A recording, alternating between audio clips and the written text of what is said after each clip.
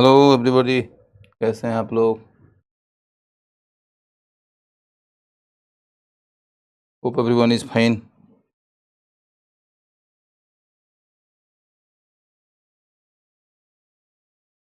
Good morning, good morning, good morning.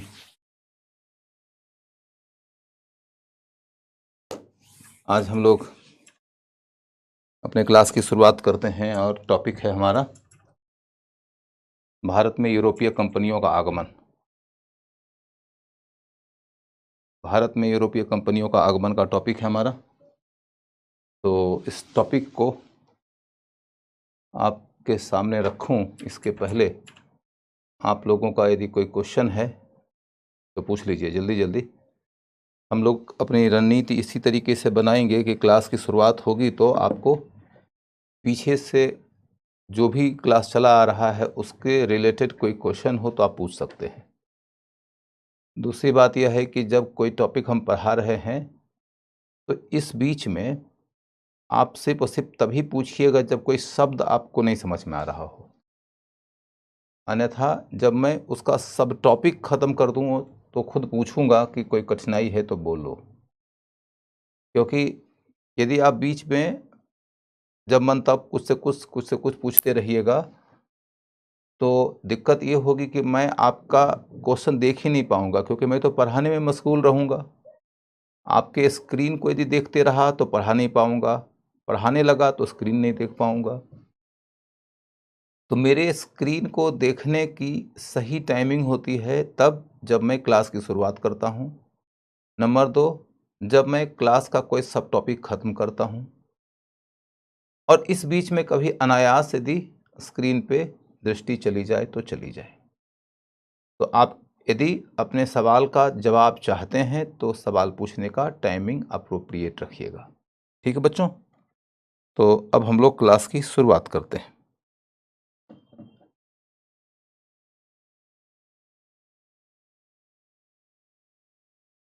तो हमारा आज का टॉपिक है यूरोपीय कंपनियों का भारत में आगमन।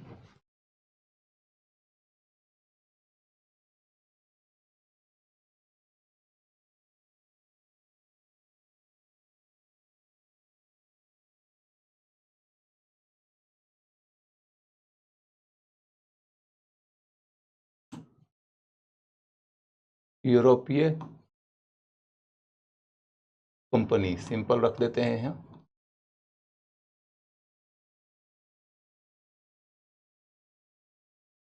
इस सेक्शन का यानी इस टॉपिक का हम जब अध्ययन करने जा रहे हैं तो सबसे पहले हमें यह समझना पड़ेगा कि हम ये टॉपिक क्यों पढ़ रहे हैं।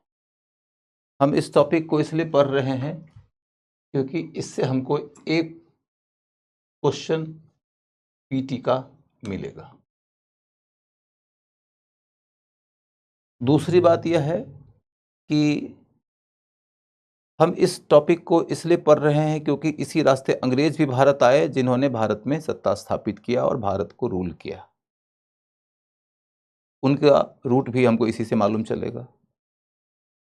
अब तीसरी बात जो बहुत महत्वपूर्ण है वो ये कि ये एक क्वेश्चन मात्र आएगा जबकि टॉपिक काफ़ी बड़ा है। दूसरी बात है कि एक क्वेश्चन आ जाएगा इसकी गारंटी भी नहीं है। तो हम क्या करें? यहीं पर जो प्रश्न मैंने पूछा है उसका क्या जवाब आपका दिमाग देता है, इससे तय होगा कि आप परीक्षा पास करिएगा या कि आप पास नहीं कर पाइएगा। एक जवाब हो सकता है कि एक तो सिर्फ पीटी के लिए महत्वपूर्ण है, दूसरा कि एक ही क्वेश्चन आएगा, तीसरा कि उसकी भी कोई गारंटी नहीं है। तो बेसिक बेसिक पढ़ लो और आगे बढ़ो।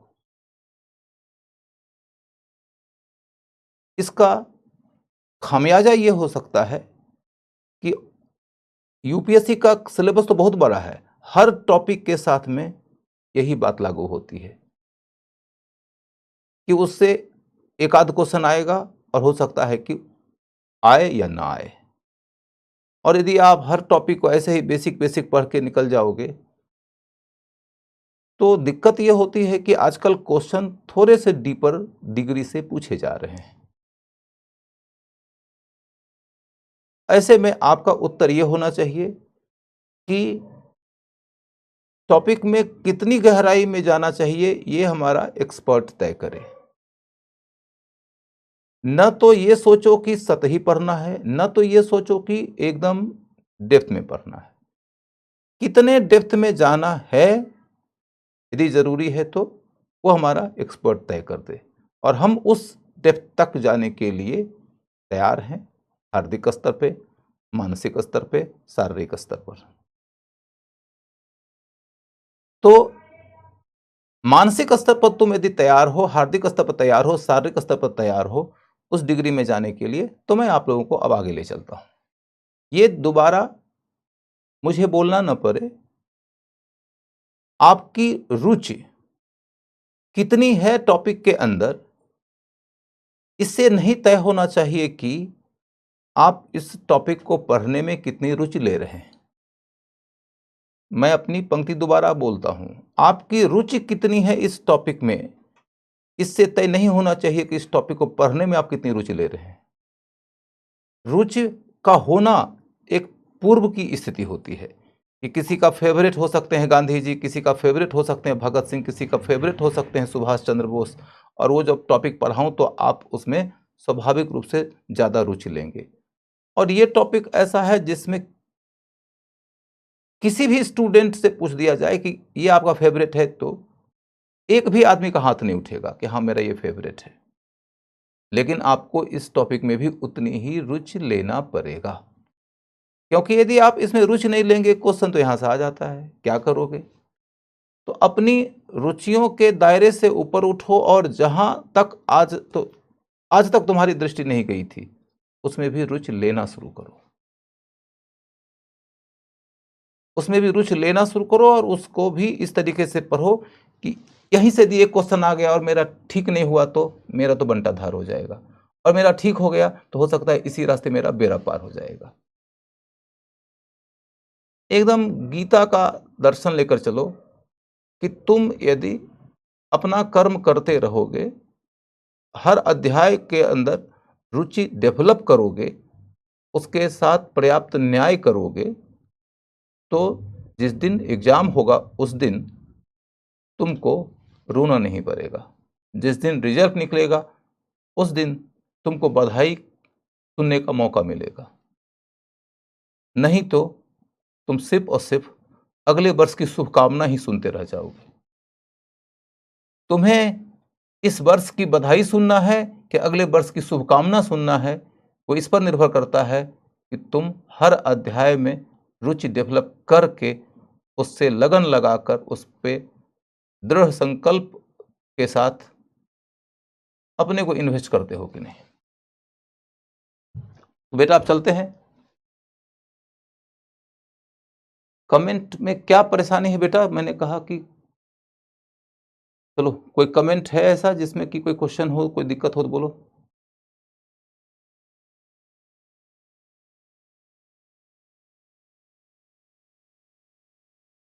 चलो, तो मैं आपको सबसे पहले क्या बताऊंगा, इस टॉपिक के अंदर क्या क्या पढ़ना है, उसका एक फ्रेमवर्क, उस फ्रेमवर्क के अनुसार ही हम इस टॉपिक को अप्रोच करेंगे। तो आप मेरे साथ फ्रेमवर्क पूरी की पूरी अपनी कॉपी पे उतार लीजिएगा, उसके मुताबिक मैं पढ़ाऊंगा भी, आप पढ़िएगा भी। सबसे पहला पॉइंट यह है कि यूरोप का भारत से संपर्क, यूरोप का भारत से संपर्क, ये सबसे पहला पॉइंट है देखने लायक। उसके बाद देखेंगे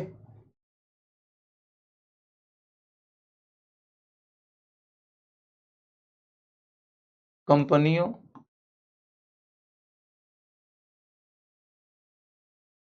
के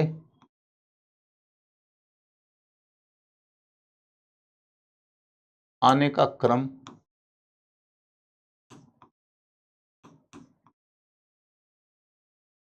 कंपनियों के आने का क्रम,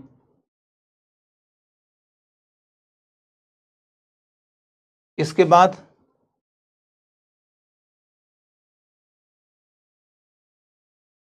कंपनियों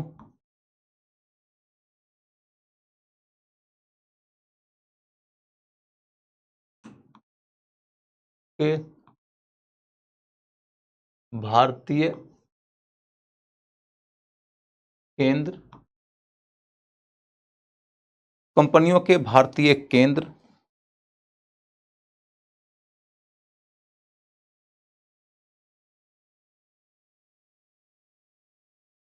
उसके बाद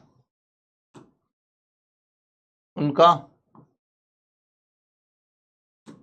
साम्राज्य विस्तार, साम्राज्य विस्तार,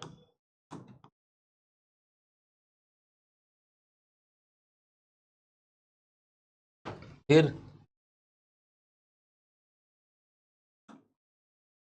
उनका पतन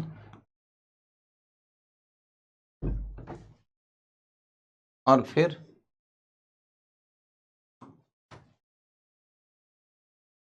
उनका योगदान, उनका योगदान।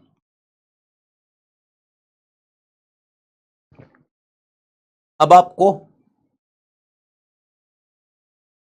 ये समझना है कि इस टॉपिक से most of the time question इन्हीं 6 बिंदुओं के इर्द गिर्द पूछे जाते हैं।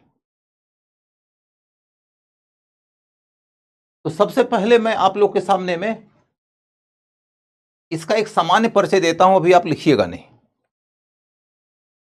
एक सामान्य परिचय आप ऐसे रखिए कि 15वीं शताब्दी के, एकदम लिखना नहीं है, सिर्फ सुनना है।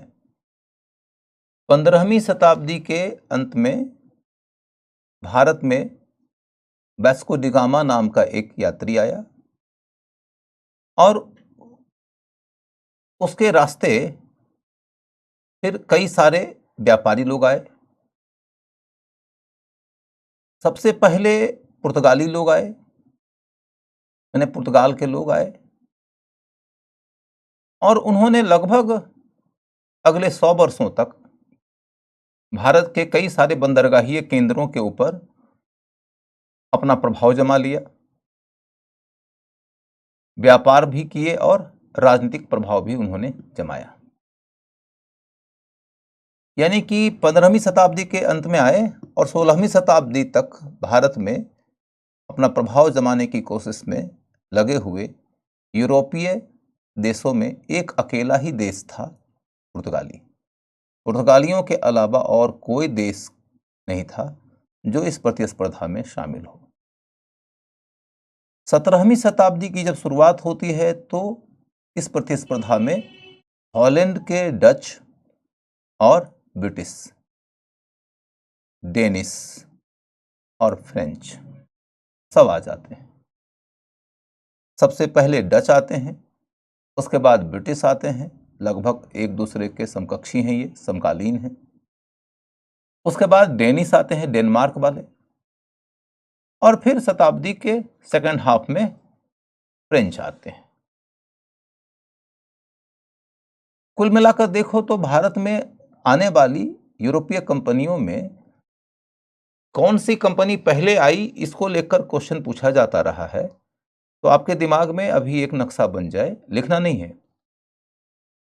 नक्शा बनाना जरूरी है। पहले सबसे पहले पुर्तगाली आए, उसके बाद डच आए, फिर ब्रिटिश आए, फिर डेनिश माने डेनमार्क वाले, और फिर फ्रेंच आए। अब आप देखोगे कि आपने बचपन से ही सुन रखा होगा कि भारत पर अंग्रेजों का शासन हुआ। भारत पर अंग्रेजों का शासन हुआ ये तो सच है, लेकिन गोवा, दमन और दीव ये ऐसे जगह हैं जहां की पुर्तगालियों का शासन 1961 ईस्वी तक रहा, या कहिए कि 1961 ईस्वी में खत्म हुआ।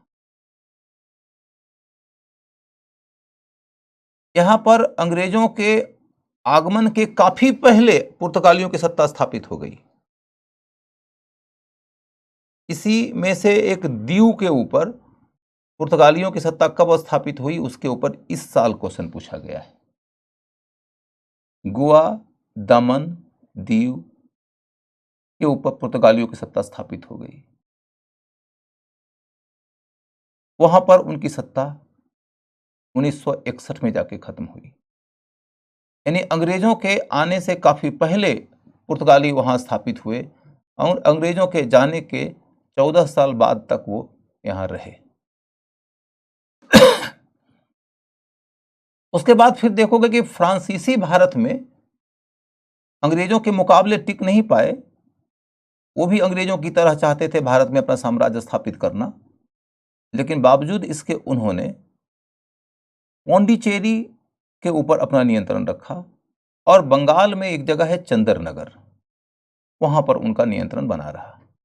तो पौंडीचेरी और चंदरनगर के ऊपर फ्रांसीसियों का प्रभाव अंग्रेजों के जाने के बाद तक रहा। 1954 में वो यहां से विदा हुए। तो यह समझना जरूरी है कि भारत पर सिर्फ और सिर्फ अंग्रेजों ने शासन नहीं किया। अधिकांश क्षेत्रों पर अंग्रेजों ने शासन किया, लेकिन कुछ क्षेत्रों पर पुर्तगालियों ने भी शासन किया और कुछ क्षेत्रों पर फ्रांसीसियों ने भी। अब यहां पर एक शब्द आता है कि भारत की खोज। आप लोगों ने बचपन में ही सुना होगा, कई बार सुना होगा फिर, कि वास्को डी गामा ने भारत की खोज किया।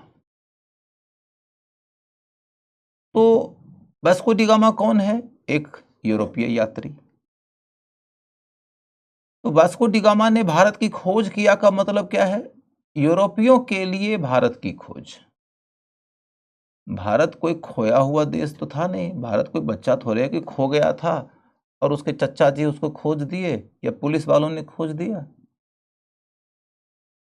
तो भारत की खोज का मतलब है यूरोप वालों के लिए भारत की खोज। लेकिन यह सेंटेंस भी अभी अधूरा है, क्योंकि जब मैं बोलूंगा कि यूरोप वालों के लिए भारत की खोज किया वास्को डी गामा ने, तो आपके दिमाग में ये छवि जाएगी कि यूरोप वाले लोग इसके पहले भारत के बारे में कुछ नहीं जानते थे, जबकि सच्चाई ये नहीं है। यूरोप के लोग इसके पहले भी भारत के बारे में जानते थे, कई शताब्दियों से जानते थे।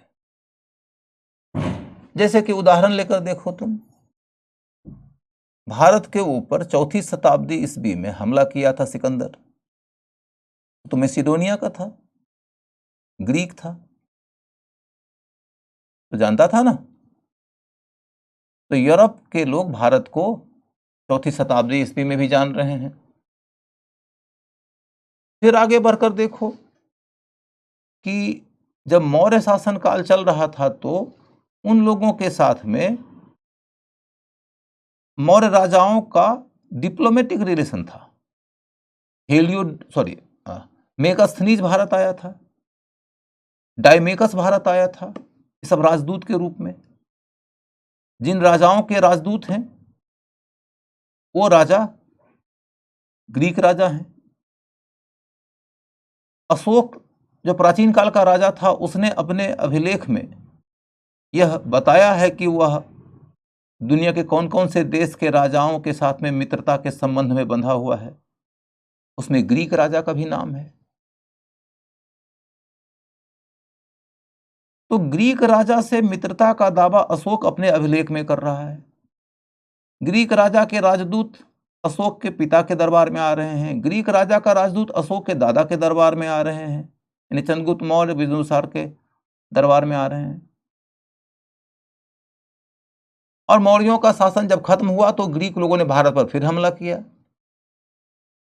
ग्रीक लोगों ने भारत पर फिर हमला किया। उन्हीं ग्रीक राजाओं में से एक राजा था मेनांडर, जिसके ऊपर इस बार पीटी में क्वेश्चन आया, मिलिंद पन्हो वाला। मिलिंद पन्हो में मिलिंद कौन है? तो मेनांडर। मिलिंडर कौन था? तो ग्रीक। जो 150 बीसी के दौरान भारत में पंजाब के इलाके में सियालकोट से शासन करता था। उसके बाद फिर आप देखोगे कि भारत का रोम के साथ में बड़े पैमाने का व्यापार चलता हुआ दिखाई देगा आपको पोस्ट मॉडर्न पीरियड से लेकर गुप्त पीरियड के दौरान बड़े पैमाने पर। और यह ट्रेड भारत का जो रोम से चल रहा था वो north western part of India से लेकर deep southern part of India तक के क्षेत्रों का चल रहा था। इसके ऊपर देखो फिर क्वेश्चन आया है इसी बार कि साउथ इंडिया में संगम काल के दौरान जिन बंदरगाहों के ऊपर क्वेश्चन आया है, पुहार, कोरकई, मुजरिस, इन सब बंदरगाहों का अध्ययन जब आप करते हैं तो आप पढ़ते हैं कि यहां से रोम के साथ बड़े पैमाने का व्यापार होता था। मुजरिस जिसके ऊपर क्वेश्चन आया है, वहां तो रोमन लोगों की एक बस्ती भी बसी हुई थी जहां रोमन व्यापारी लोग आके रहते थे। उस दौरान हमें भारत से रोमन राजाओं के द्वारा ढाले गए सोना, चांदी और तांबे के सिक्के बड़े पैमाने पर मिले। भारत से वस्तुओं का निर्यात होता था रोम की ओर और रोम से वस्तुओं के बदले में पैसा आता था। पैसा माने सिक्का, सोना, चांदी और तांबे का सिक्का। यानी कि बैलेंस ऑफ ट्रेड भारत के पक्ष में झुका हुआ था। मैंने आप लोगों को यदि प्राचीन काल पढ़ाया है तो उसमें मैंने प्लिनी नाम के एक व्यक्ति के बारे में भी पढ़ाया है। जिन्होंने नहीं पढ़ा है प्राचीन काल उनकी बात नहीं बोल रहा हूं, लेकिन जिन्होंने पढ़ा है उनको याद होगा कि मैंने प्लिनी के बारे में पढ़ाया है, जिसने की किताब लिखा था नेचुरल हिस्टोरिका। और नेचुरल हिस्टोरिका के अंतर्गत उसने बताया है कि भारत से वस्तुओं का आगमन होता है रोम की ओर और रोम से सिक्के जा रहे हैं भारत की ओर। और इस बात को लेकर वह बहुत दुख व्यक्त करता है। उसको दुख हो रहा है कि रोम के बाजार पर भारतीय वस्तुओं ने कब्जा जमा रखा है। उसको दुख हो रहा है कि रोम की महिलाएं भारतीय कपड़े पहनती हैं। उसको दुख हो रहा है कि इस कारण रोम की संस्कृति खतरे में है। उसको इस बात की जरूरत महसूस होती है कि रोम का राजा इसके ऊपर रोक लगाने का कुछ उपाय करे। फिर आपको मैंने बताया था कि उस दौरान की एक और किताब है जिससे पता चलता है कि भारत और रोम के बीच में व्यापार कितने बड़े पैमाने पर चलता था, और किताब का नाम है Periplus of the Erythraean Sea. Erythraean माने लाल सागर, पेरिप्लस माने ब्यौरा, लाल सागर के व्यापार का ब्यौरा उस किताब में है।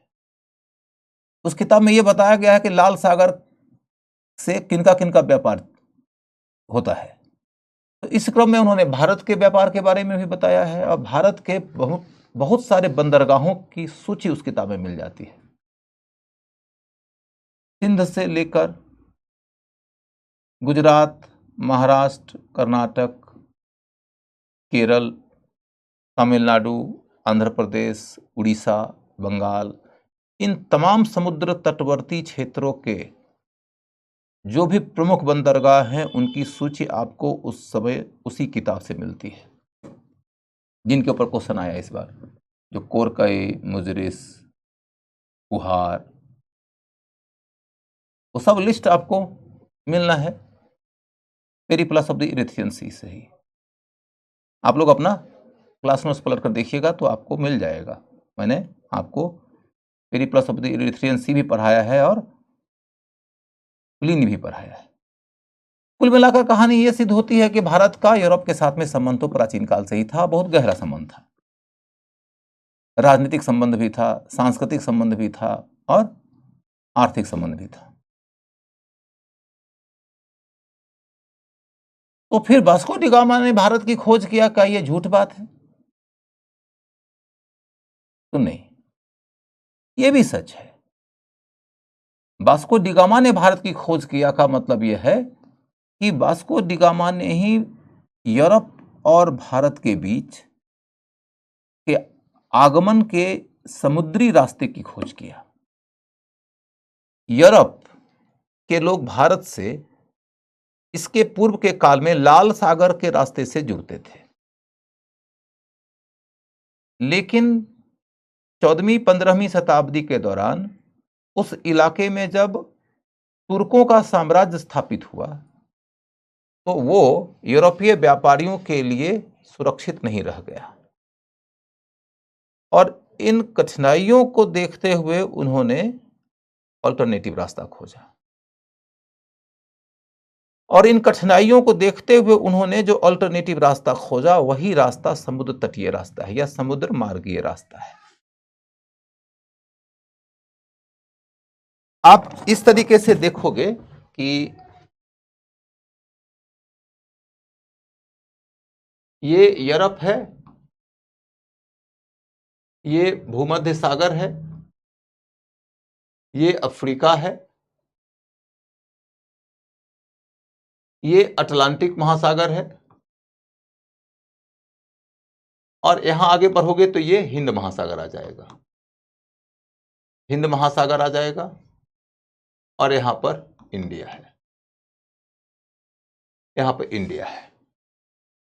तो यूरोप से कोई भी यदि व्यापारिक कंपनी भारत आना चाहे तो उसके पास में एक रास्ता ये होता था कि वो भूमध्य सागर के रास्ते आगे बढ़े और मिस्र से होते हुए वह लाल सागर को क्रॉस करे और अरब सागर की ओर मुड़ जाए।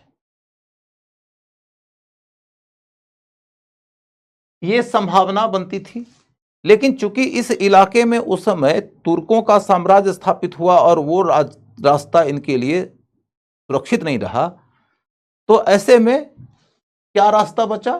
तो रास्ता ये बचा कि वो यहां से समुद्र तट के रास्ते या समुद्र के रास्ते से यहां तक होते हुए यहां पहुंचते। ये इलाका है केप ऑफ गुड होप का, केप ऑफ गुड होप का। केप ऑफ गुड होप माने क्या है? ये वो रास्ता है जो खतरनाक था, खतरनाक था। वहां समुद्र में चक्रवात का सामना करना पड़ता था और उसके कारण बड़े सारे जहाज डूब गए थे, बहुत सारे लोग मर गए थे। लेकिन यदि आप इस खतरे को क्रॉस करने में कामयाब हो जाएंगे तो आप हिंद महासागर के इलाके में चले जाएंगे और वहां से व्यापार करना बहुत लाभदायक है।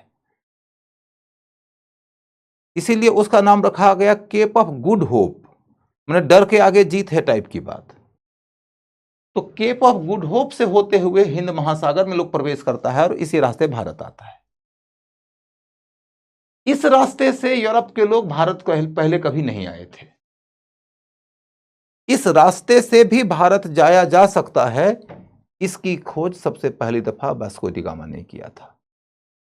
तो समुद्र के रास्ते भारत के आगमन का रास्ता किसने खोजा? तो वास्को डी गामा ने खोजा और इसीलिए कहा जाता है वास्को डी गामा ने भारत की खोज की। क्लियर है? अभी आपको मैंने सिर्फ और सिर्फ सुनाया है, मैं अभी लिखाने में बिल्कुल इंटरेस्टेड नहीं हूं। आप ये मत समझिएगा कि मैं लिखवाऊंगा नहीं, मैं एक झलक में आपको टॉपिक से परिचित करा देता हूं ताकि जब एक एक करके मैं टॉपिक में आपको उतारूं तो आपको लगे कि हाँ हमारे पास में थोड़ा सा परिचय भी है।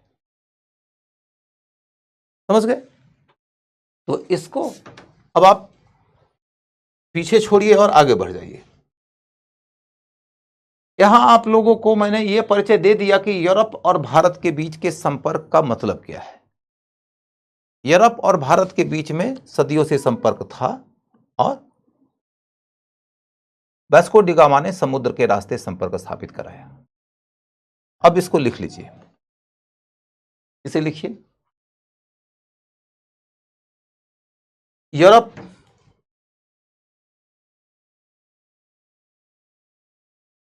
यूरोप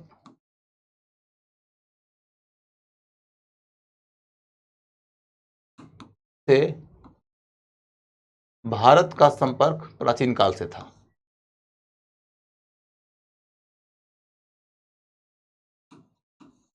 भारत का संपर्क प्राचीन काल से था।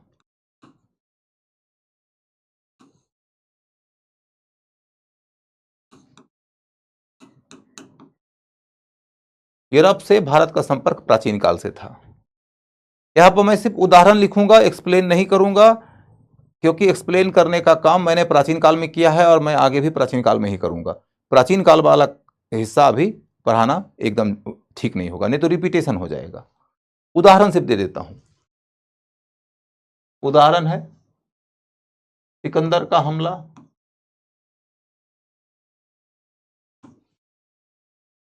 दूसरा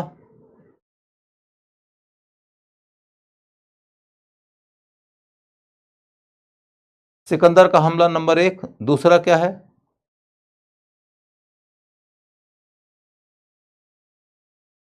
चंद्रगुप्त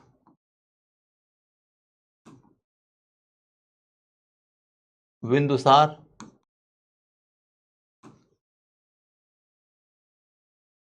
के दूत मेगास्थनीज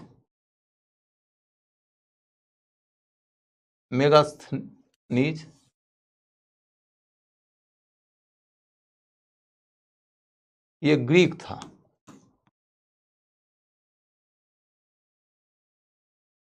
और डायमेकस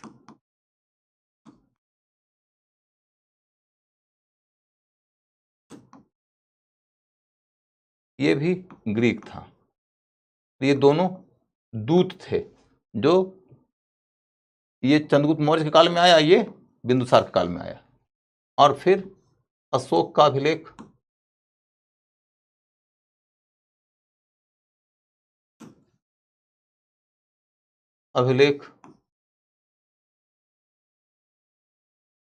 वो भी अपने समय के एक राजा अलिक सुंदर की चर्चा करता है। अलिक सुंदर माने अलेक्जेंडर। पाली भाषा में जब लिखा तो वो अलिक सुंदर हो जाता है, अदरवाइज उसकी पहचान अलेक्जेंडर के रूप में होती है। वो भी अपने यहां अपने अभिलेख में ग्रीक राजा को मित्र की तरह बताता है।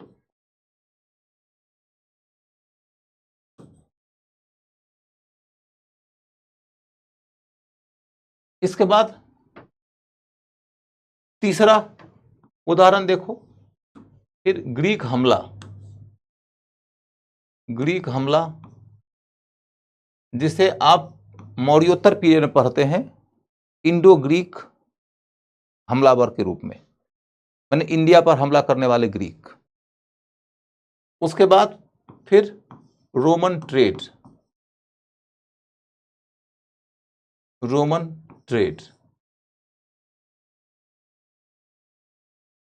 ट्रेड के बारे में आप पढ़ते हैं और तब आप देखते हैं कि इसके बारे में जो विस्तृत जानकारी मिलती है वो प्लिनी की किताब से मिलती है। प्लिनी किताब का नाम है natural Historica.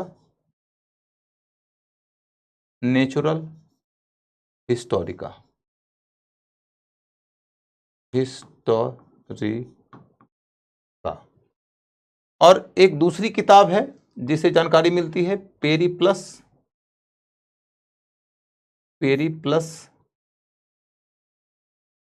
Of the Erythraean Sea.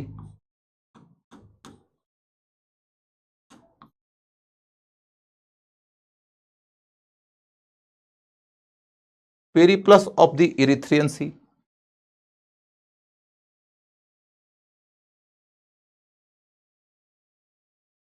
Khushbu Kashyap sir please नहीं मैं नहीं। बेटा अभी तो मैंने कुछ समझाया ही नहीं है। मैंने तो कहा है कि ये सब चीजें प्राचीन काल से जुड़ी हुई हैं। मैं सिर्फ और सिर्फ उसका लिंक दे रहा हूं। मॉडर्न इंडिया वाला सेक्शन अभी शुरू ही करने जा रहा हूं। अभी इतना ज़्यादा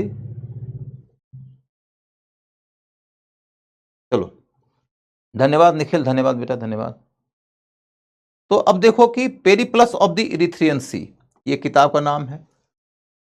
इसके बाद तब और क्या स्रोत है जिसे हमें पता चलता है? तो रोमन सिक्के, रोमन सिक्के।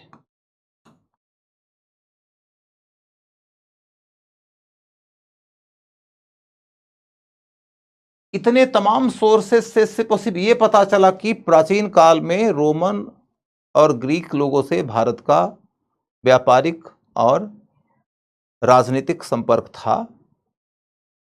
रोम भारत से और भारत रोम से प्रभावित हुए थे।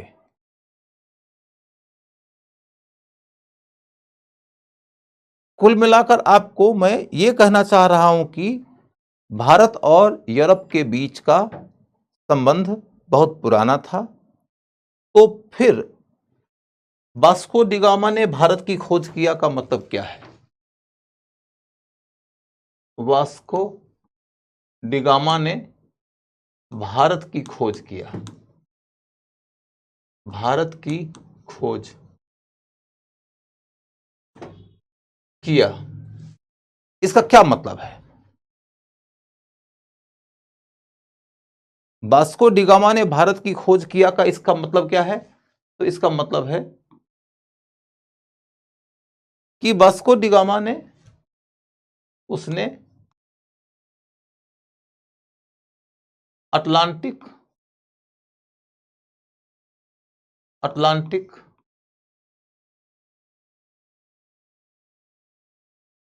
से होते हुए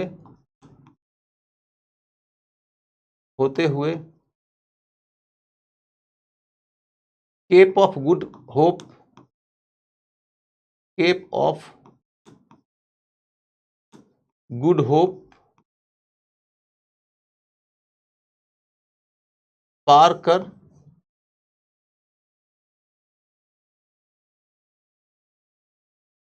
हिंद महासागर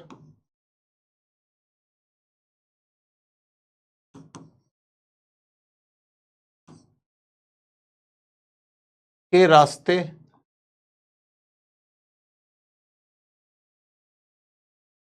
भारत आने का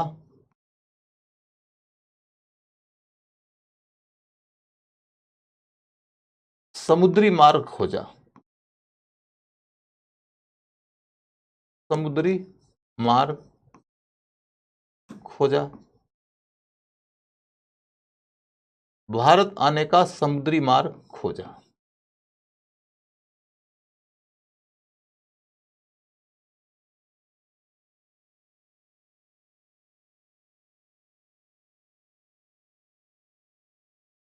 इसके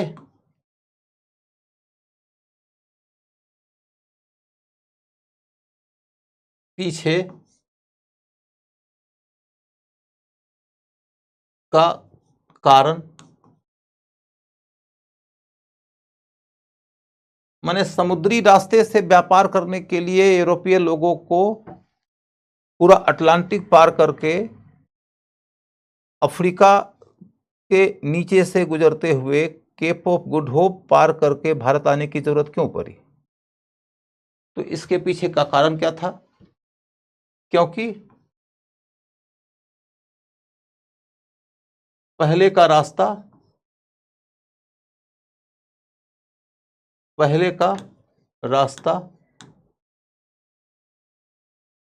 अब तुर्कों के अधीन था, तुर्कों के अधीन था, जो कि सुरक्षित नहीं रह गया था। पहले का रास्ता अब तुर्कों के अधीन था, जो कि सुरक्षित नहीं रह गया था। It was no more a safe trade route to the Europeans. European लोगों के लिए वह एक सुरक्षित व्यापारिक मार्ग नहीं था।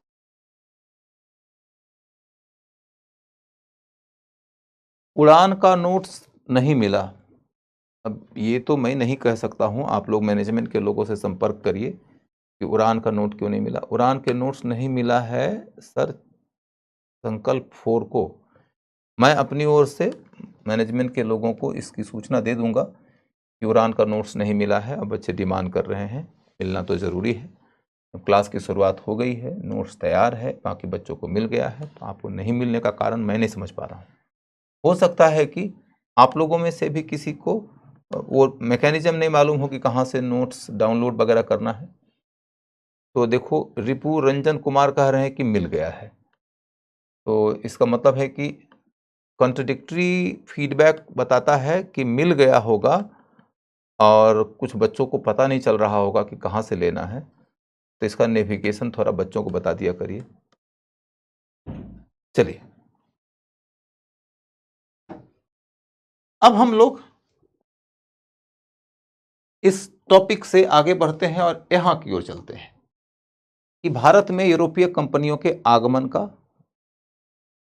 क्रम क्या है। भारत में यूरोपीय कंपनियों के आगमन का क्रम देखो तो सबसे पहले पुर्तगाली,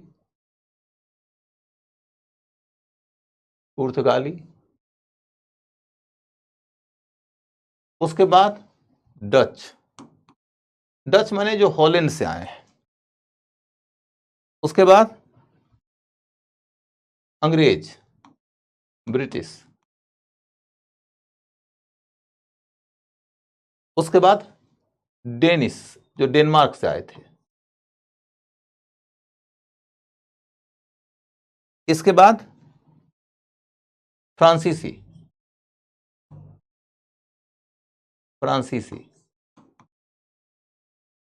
फ्रेंच। यही कुल 5 कंपनियां हैं। इन 5 कंपनियों के क्रम को लेकर क्वेश्चन पूछा जा सकता है। तो क्रम तो यही है, इसके बारे में ज्यादा मगजमारी करने की जरूरत नहीं है। फिर आपसे यह क्वेश्चन पूछा जा सकता है कि इनका उद्देश्य क्या था। ये जो कंपनियां भारत आ रही हैं, इनका क्या उद्देश्य था। तो इन कंपनियों में जब आप प्रवेश करेंगे तो आपको पता चलेगा कि 2 तरह के उद्देश्य थे। एक तो व्यापार का उद्देश्य था ही,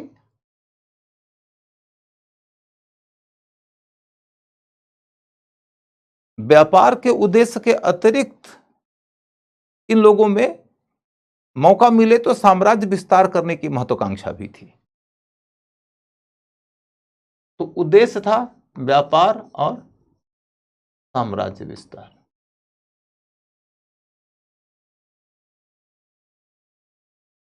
व्यापार और साम्राज्य विस्तार, ये दोनों ही उद्देश्य इनके थे।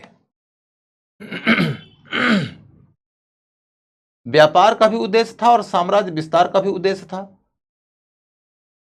इन दोनों उद्देश्यों के तहत अब हम लोग आगे ये देखेंगे कि किसी भी एक कंपनी के ऊपर यदि प्रश्न पूछना हुआ डिटेल में जाके तो क्या पूछा जा सकता है। सबसे पहला पॉइंट ये कि आपको इनमें से पुर्तगाली के बारे में थोड़ा डिटेल ज्यादा पढ़ना पड़ेगा, डच और डेनिश, इन दोनों के बारे में बहुत कम पढ़ना है। डच के बारे में 1 पैराग्राफ, डेनिश के बारे में 3 लाइन, तो इनके बारे में कम पढ़ना है। फ्रांसीसी के बारे में 2 पैराग्राफ, और ब्रिटिश का तो पूरा का पूरा सिलेबस ही है। तो आपके दिमाग में पहले ये छवि स्पष्ट हो जाए कि सभी कंपनियों के बारे में एक समान डिटेल नहीं पढ़ना है। पुर्तगालियों के बारे में इसलिए ज्यादा पढ़ना है क्योंकि सबसे पहले पुर्तगाली आए और लगभग 100 वर्षों तक वो अकेले भारत में अपनी भूमिका निभाते रहे। तो पुर्तगालियों के बारे में हम थोड़ा पढ़ेंगे। डच के बारे में थोड़ी सी जानकारी लेंगे क्योंकि भारत में उन्होंने बहुत इंटरेस्ट नहीं शो किया और भारत में उनका कोई ज्यादा प्रभाव नहीं स्थापित हो पाया कभी। डेनिश तो बेचारे जल्दी ही आए और निबट गए, तो उनका कुछ खास योगदान नहीं है। फ्रांसीसियों से अंग्रेजों का मुकाबला सबसे ज्यादा जोरदार हुआ। और इसको लेकर अंग्रेजों और फ्रांसीसियों के बीच में कुल 3 लड़ाइयां हुई हैं। उन लड़ाइयों पे क्वेश्चन पूछा जा सकता है, जिसमें अंत में अंग्रेजों की जीत हो गई। तो इसको दिमाग में यदि आपने बिठा लिया तो आपको यह पता चल जाएगा कि किसके बारे में कितना डिटेल पढ़ना है। सबसे पहले शुरू करते हैं हम लोग पुर्तगाली।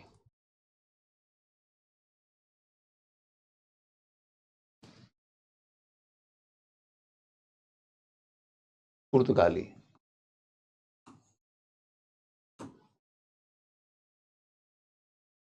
पुर्तगाली में खोज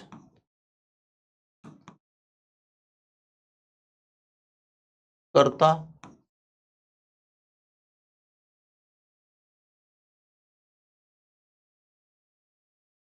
पहला गवर्नर, खोजकर्ता पहला गवर्नर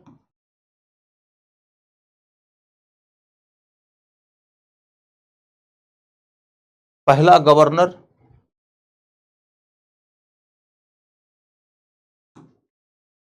साम्राज्य निर्माता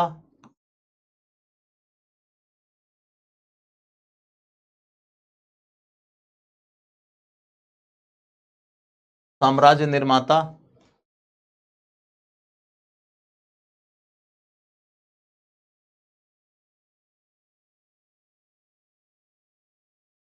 प्रमुख केंद्र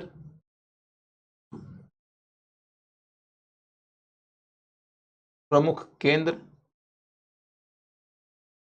प्रमुख केंद्र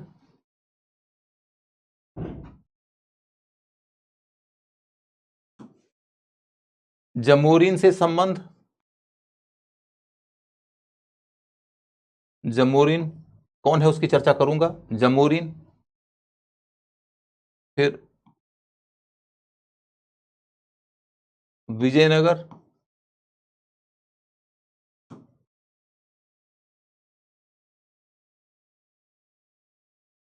फिर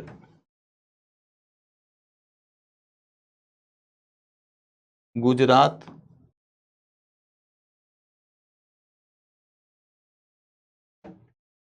फिर मुगल,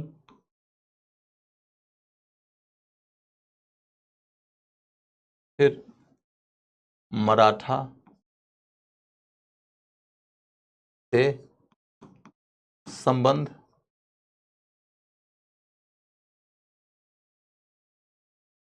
जमोरिन, विजयनगर, गुजरात, मुगल और मराठा से संबंध। उसके बाद फिर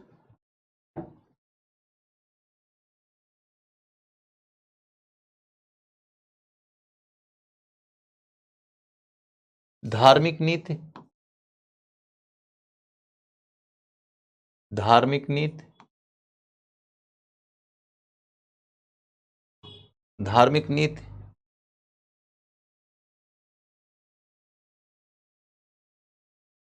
उसके बाद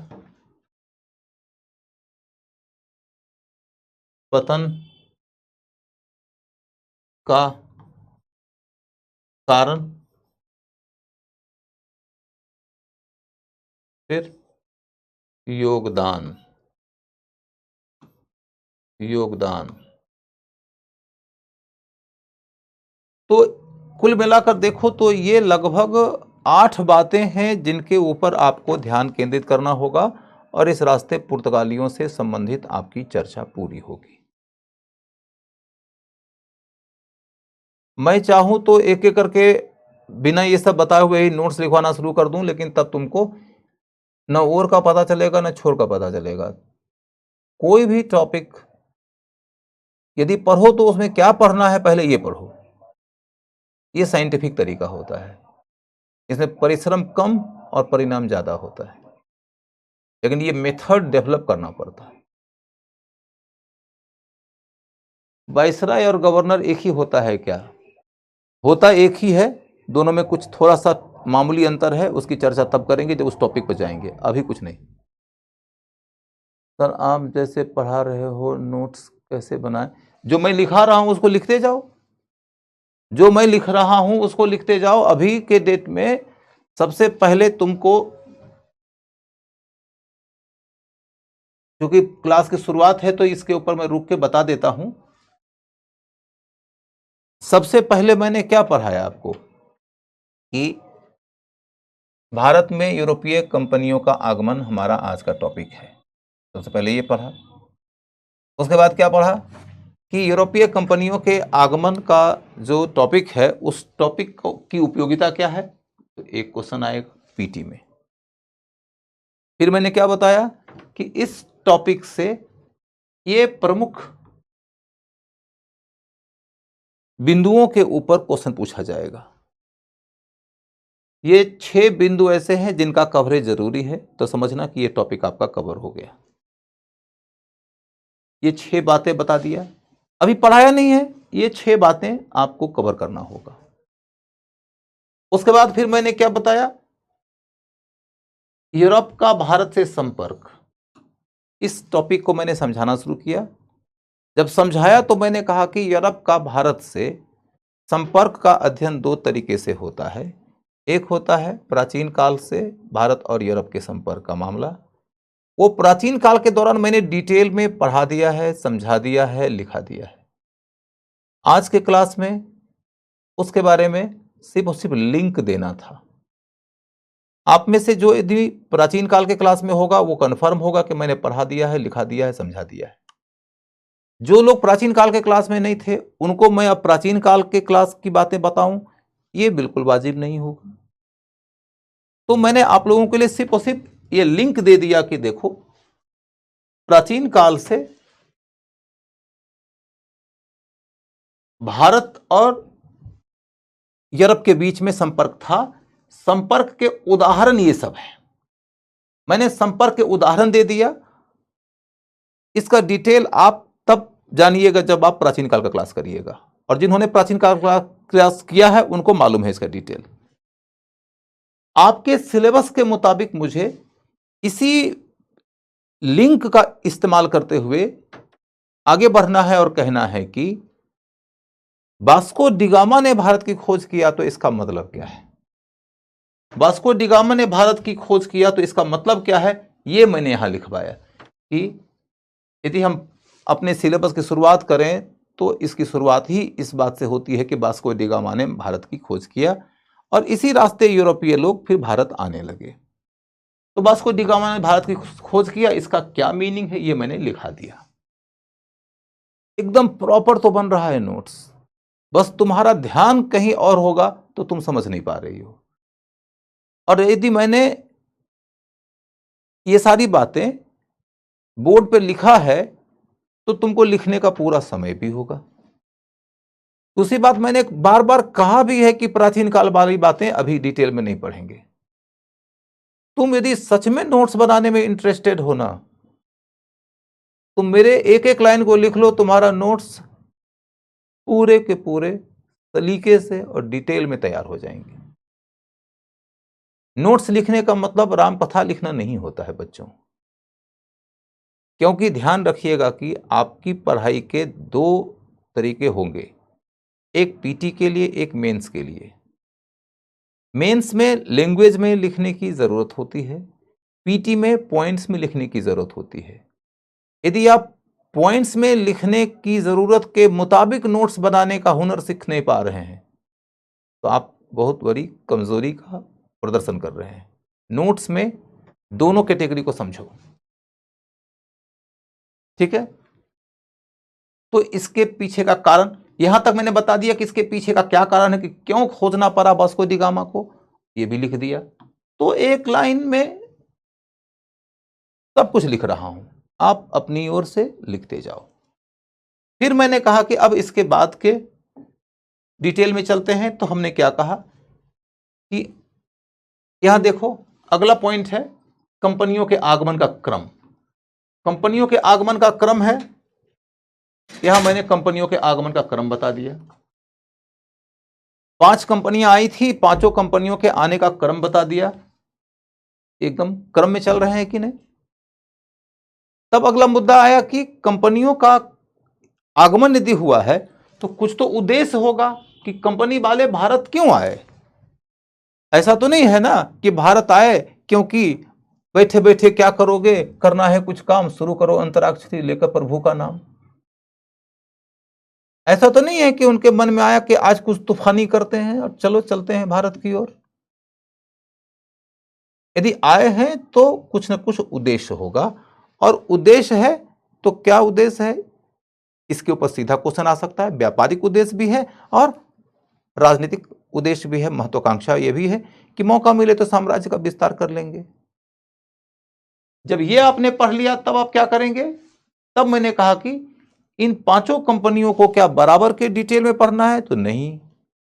पुर्तगाली के बारे में थोड़े डिटेल में पढ़ेंगे, डच और डेनिश एकदम छोटे में पढ़ेंगे, फ्रेंच डच से थोड़ा ज्यादा पढ़ेंगे, और अंग्रेज तो सबसे ज्यादा डिटेल में पढ़ना ही है। ये इसलिए बता दिया क्योंकि आपको यह मालूम होना चाहिए कि कौन से टॉपिक पर फोकस करें, किस टॉपिक के ऊपर परिचयात्मक जानकारी से आगे बढ़ जाएं। जब मैंने ये बता दिया तब मैंने क्या कहा कि अब चलो पुर्तगाली की ओर चलते हैं।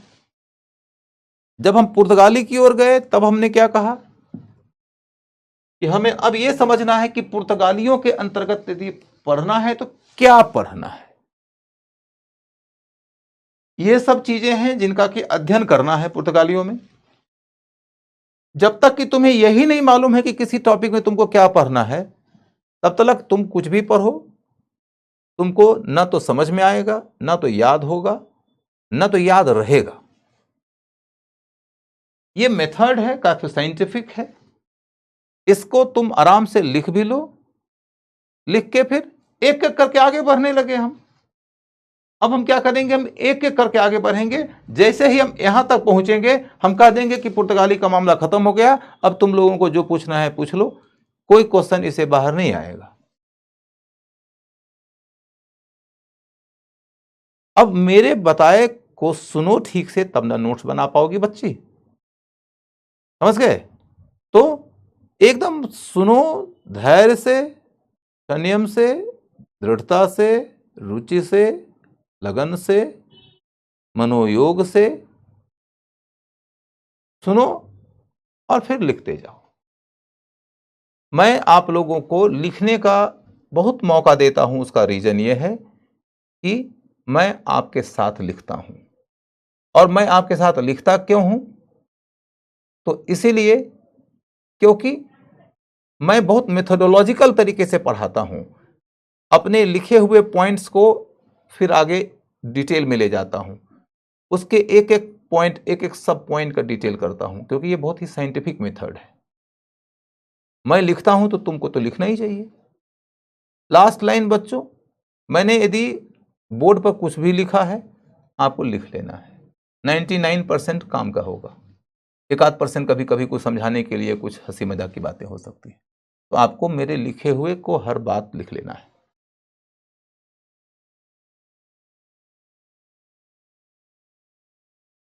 चलिए आगे बढ़ो।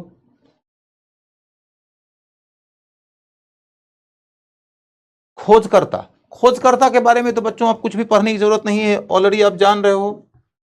Vasco D gamma, Vasco D gamma आज के डेट में गोवा में एक शहर का नाम ही है वास्को।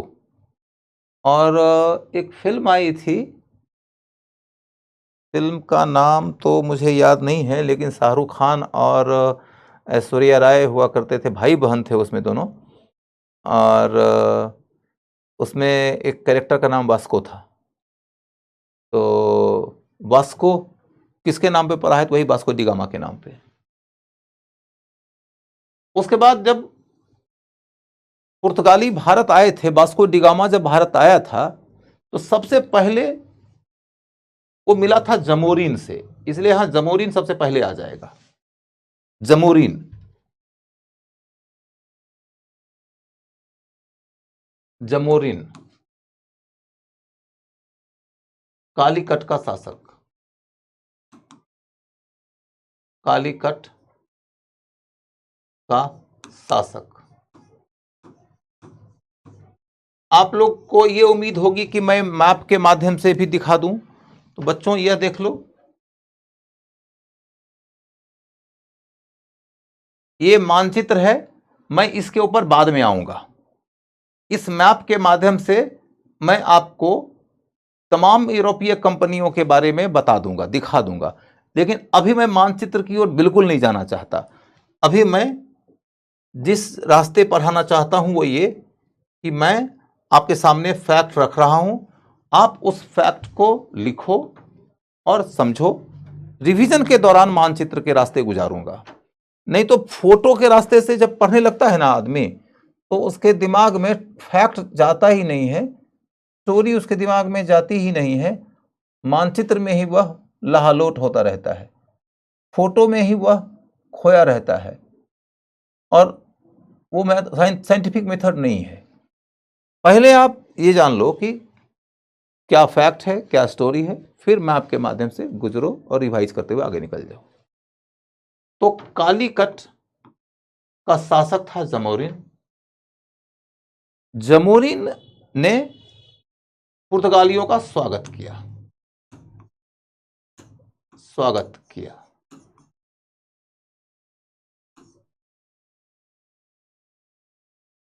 किया का मतलब क्या है? मतलब की बात यह है कि एक यूरोपीय कंपनी का प्रतिनिधि भारत आया, तो भारत आने के बाद भारत के किसी भी क्षेत्र में यदि उतरा तो वहां के राजा ने उसके प्रति क्या रवैया अपनाया, ये एक रिमार्केबल बात है। तो राजा ने उनका स्वागत किया, क्योंकि राजा को यह उम्मीद है कि हमारे ट्रेड में इससे वृद्धि होगी, हमारे लोगों को समृद्धि मिलेगी और हमको रेवेन्यू मिलेगा। तो व्यापार की संभावना को देखते हुए वहां के शासक ने स्वागत किया इनका। उसको इस बात की कोई आशंका नहीं थी कि ये यहां पर साम्राज्यवादी महत्वाकांक्षा भी शो कर सकता है। इसके बाद फिर क्या हुआ कि साम्राज्यवादी व्यवहार के कारण, साम्राज्यवादी व्यवहार के कारण बाद में टकराव हो गया।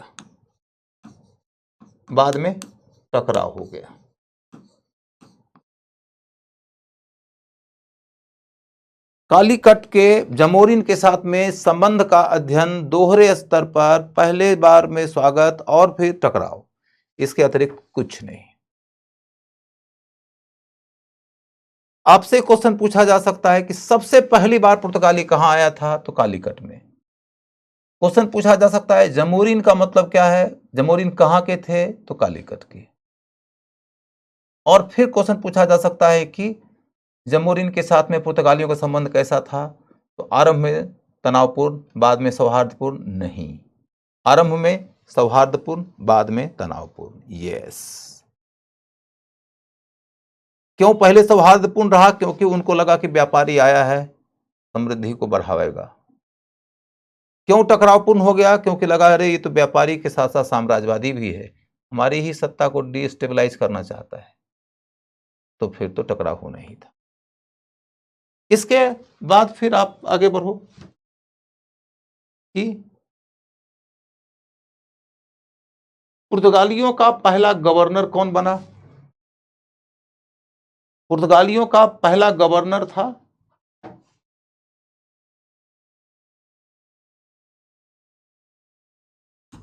गवर्नर का मतलब इनके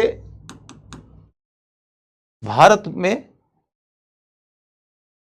सबसे बड़ा सुपीरियर लीडर का नाम। सबसे पहला गवर्नर कौन था? जमोरिन। एक बार फिर से स्वर बता दीजिए बेटा। जमोरिन का मतलब शासक। कहां का? कालीकट का। हो गया। तो पहला गवर्नर का नाम था अल्मीड़ा। अल्मीड़ा। अल्मीड़ा इनका पहला गवर्नर था। अल्मीड़ा के बारे में एक अतिरिक्त व्यक्ति समझना है, मात्र एक अतिरिक्त बात। वह ब्लू वाटर पॉलिसी अपनाया।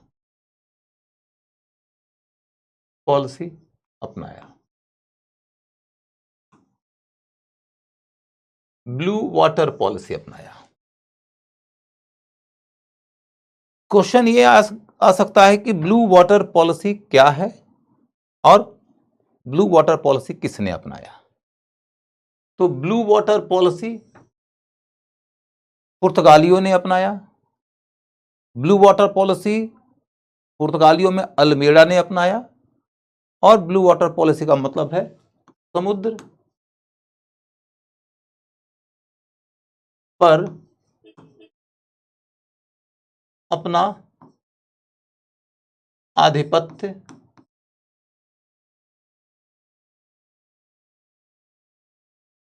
समुद्र पर अपना आधिपत्य घोषित करना।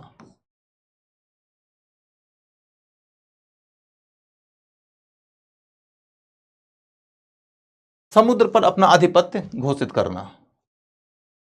ब्लू वाटर पॉलिसी का मतलब है समुद्र पर अपना आधिपत्य घोषित कर देना। ब्लू होता है ना समुद्र का पानी, तो ब्लू वाटर नीला पानी के ऊपर नियंत्रण की नीति, माने समुद्र के ऊपर नियंत्रण की नीति। इसका मतलब क्या होता है कि प्राचीन काल में और मध्यकाल में पूरा हिंद महासागर के इलाके की बात बोल रहा हूं, इंक्लूडिंग इंडिया, समुद्र के ऊपर किसी का नियंत्रण नहीं माना जाता था। यहां पर ओपन ओशियन पॉलिसी का चलन था। समुद्र के ऊपर किसी का नियंत्रण नहीं है। कोई भी व्यापारी जब हमारे तट पर उतरेगा तब हमको कर देगा। ओशियन के अंदर के हिस्से के ऊपर किसी का नियंत्रण नहीं था, अतः कोई भी व्यापारी, किसी भी देश का व्यापारी हो, वो समुद्र के रास्ते से गुजरता था तो उस पर टैक्स नहीं लगता था। भारत में यूरोपीय लोग जब आए पहली दफा तो उन्होंने ये घोषणा कर दिया कि समुद्र का यह हिस्सा मेरे आधिपत्य में आता है। इसी को कहते हैं ब्लू वाटर पॉलिसी। और इस ब्लू वाटर पॉलिसी की शुरुआत किसने किया भारत में? तो पुर्तगालियों ने। पुर्तगालियों में से किसने? तो अल्मेडा ने। दिस इज वेरी इंपॉर्टेंट, समझ गए? अब अगला मुद्दा क्या है? अल्मेडा से आगे बढ़ जाइए, अल्बुकर्क। अल्बुकर्क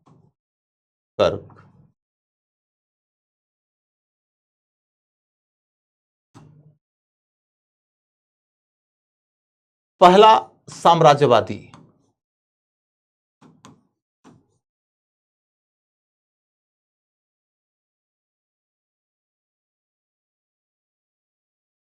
आप ये समझिए कि पुर्तगालियों को साम्राज्यवाद के घोड़े पर चढ़ाया इसी ने। ये ऐसा गवर्नर था जो साम्राज्यवाद की ओर पुर्तगालियों को बड़ी तेजी से आगे ले जाने का प्रयास किया और इसी ने 1510 ईस्वी में गोवा पर नियंत्रण कर लिया। गोवा पर नियंत्रण कर लिया।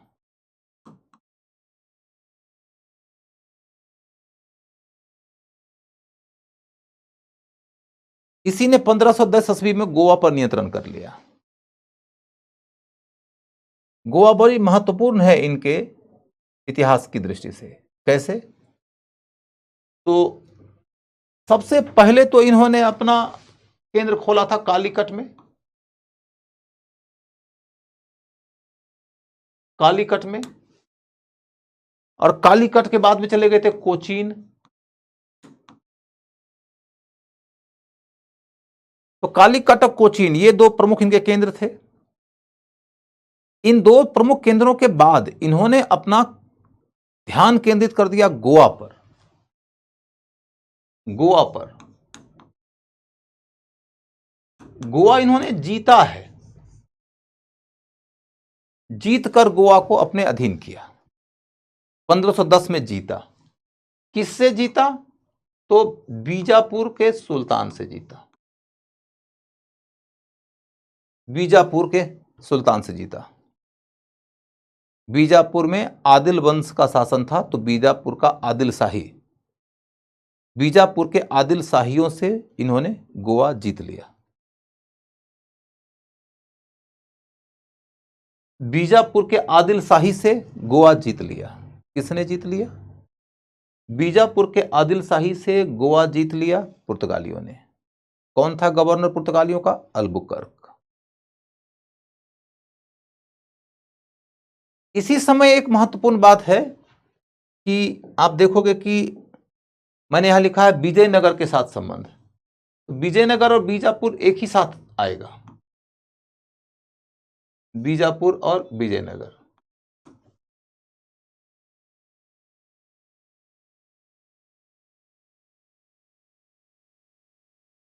कहानी समझो पहले कि दक्षिण भारत में 16वीं शताब्दी में जो राजनीतिक स्थिति है उसको ध्यान में रखते हुए पुर्तगालियों को भारत में अपनी राजनीतिक गतिविधियों को आगे बढ़ाना होगा, क्योंकि पुर्तगाली भारत में आए हैं सबसे पहले कालीकट में, मैंने दक्षिण भारत में, फिर गए हैं कोचीन में यानी कि दक्षिण भारत में, फिर आगे बढ़े हैं गोवा की ओर यानी पश्चिमी भारत में।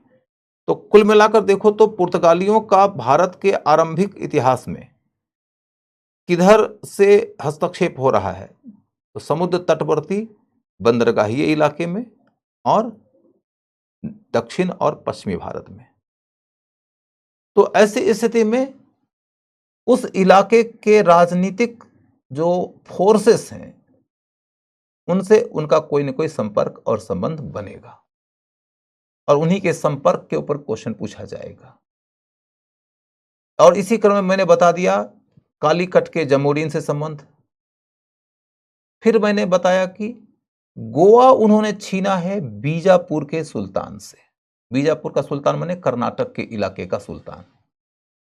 कर्नाटक के इलाके में बीजापुर एक राज्य हुआ करता था। बीजापुर राज्य के बारे में भी आपने मध्यकाल के पाठ्यक्रम के दौरान पढ़ा है। मैंने आपको बताया था कि बहमनी नामक एक राज्य महाराष्ट्र के इलाके में हुआ करता था, जिसका कि कुछ प्रभाव कर्नाटक में भी था और कुछ आंध्र प्रदेश में भी। बहमनी साम्राज्य 15वीं शताब्दी के अंत तक आते आते 5 टुकड़ों में टूट गया था। उन्हीं 5 टुकड़ों में से एक टुकड़ा था बीजापुर। उसी बीजापुर के सुल्तान के अधीन हुआ करता था गोवा। बीजापुर के सुल्तान से ही गोवा छीन लिया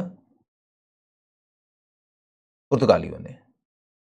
अब यहां पर मामला यह है कि विजयनगर से क्या मामला बनता है भाई? पुर्तगालियों को जब गोवा पर नियंत्रण करना था तो उन्होंने विजयनगर के शासक कृष्णदेव राय से इसके लिए सहमति मांगा था। कृष्णदेव राय कहां का राजा था? कर्नाटक और आंध्र प्रदेश के क्षेत्र का, और गोवा पर उसकी भी दृष्टि रहती थी। और इस वजह से बहमनियों और विजयनगर के बालों में महत्वाकांक्षा का टकराव भी होता था। जब बहमनी टूटा तो गोवा आया बीजापुर के प्रभाव में, तो बीजापुर वाले से भी टकराव रहता था विजयनगर वालों का। लेकिन जब पुर्तगालियों ने गोवा पर नियंत्रण की कोशिश की और अपनी इच्छा जाहिर किया तो उनको लगा कि बीजापुर से तो लड़के हम छीन लेंगे, लेकिन विजयनगर वाला ताकतवर है, बड़ा है, उसे लड़के छीनने में दिक्कत होगी। तो फिर उसने विजयनगर के राजा, जो कि सबसे प्रतापी राजा था विजयनगर का, कृष्णदेव राय, उससे सहमति मांगा कि आप हमको गोवा पर नियंत्रण करने दीजिए, हमारे लिए बहुत जरूरी है। तो विजयनगर के राजा कृष्णदेव राय ने उसे सहमति दे दिया था। क्वेश्चन 2 तरीके से आएगा। अल्बुकर्क ने गोवा जीता इसके बाद 2 तरीके से। एक ये कि किससे जीता, ऑलरेडी पूछा जा चुका है, बीजापुर के सुल्तान से। अगला क्वेश्चन आएगा कि कौन से विजयनगर के शासक की सहमति से जीता। यह क्वेश्चन आ सकता है कि विजयनगर के शासक ने इसका विरोध किया था। क्वेश्चन आ सकता है विजयनगर के शासक ने इसमें सहयोग दिया था। न सहयोग दिया था न विरोध किया था, सहमति दिया था। यह बहुत महत्वपूर्ण फैक्ट है। तब अगला मुद्दा है कि क्यों सहमति दे दिया, क्यों सहमति दे दिया? तो मामला होगा कि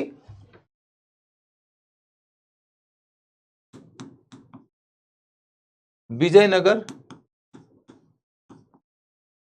के शासक ने सहमति दिया,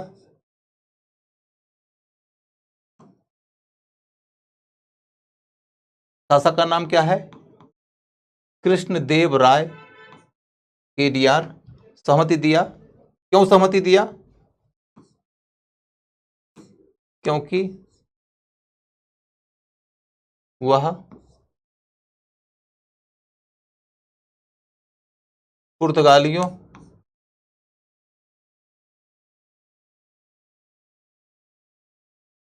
को नाराज करता करता तो उसका समुद्री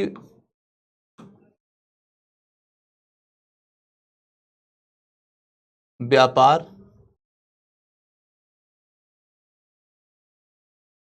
विशेषतः घोड़े का आयात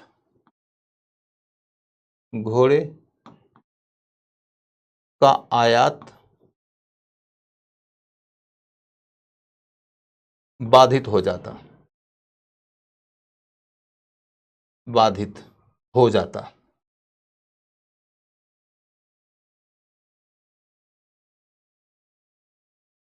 विजयनगर के शासक ने सहमति दिया क्योंकि वह पुर्तगालियों को नाराज करता तो उसका समुद्री व्यापार विशेष तौर पर घोड़े का आयात बाधित हो जाता।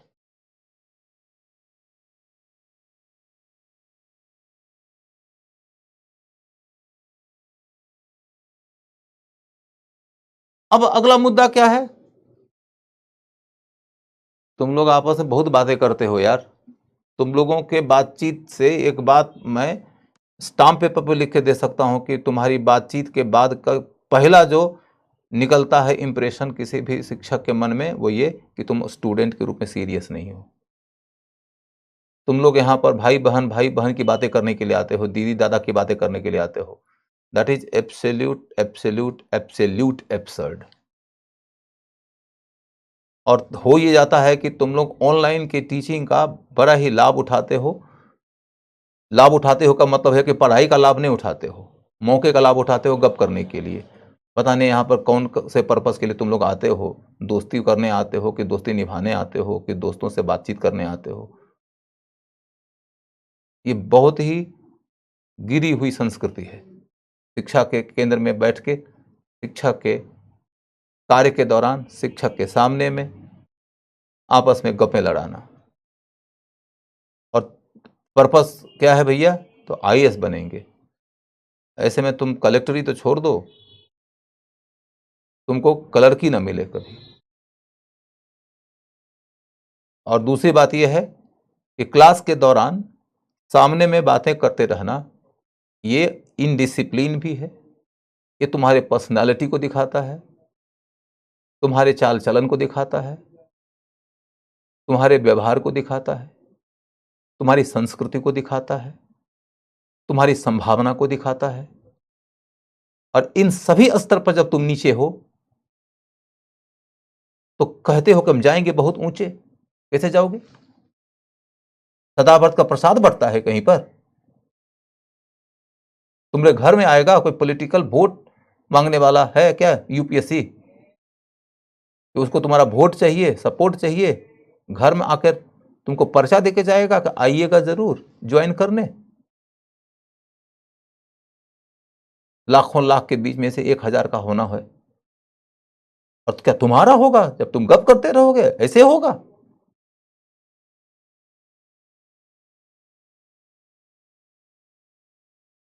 तो अब देखो, कालीकट, कोचीन, गोवा। गोवा के अंतर्गत मैंने कहा बीजापुर से छीना, किसने छीना? अल्बुकर्क ने छीना। विजयनगर के शासक की सहमति से छीना। विजयनगर के शासक ने इतनी अपनी सहमति दे क्यों दिया? विजयनगर के शासक ने अपनी सहमति इसलिए दे दिया क्योंकि विजयनगर के शासक को यह पता था कि इस इलाके के समुद्र के ऊपर पुर्तगालियों का नियंत्रण है और पुर्तगालियों की नौसेना मजबूत है। यदि हम उनसे लड़ाई करने जाएंगे तो स्थल के ऊपर हम उनके ऊपर भारी पड़ेंगे, लेकिन समुद्र में वो हम पर भारी पड़ेंगे। विजयनगर के शासक की नौसेना मजबूत नहीं थी। किसी भी भारतीय राजा की नौसेना उतनी मजबूत नहीं थी जितनी कि यूरोपीय की थी।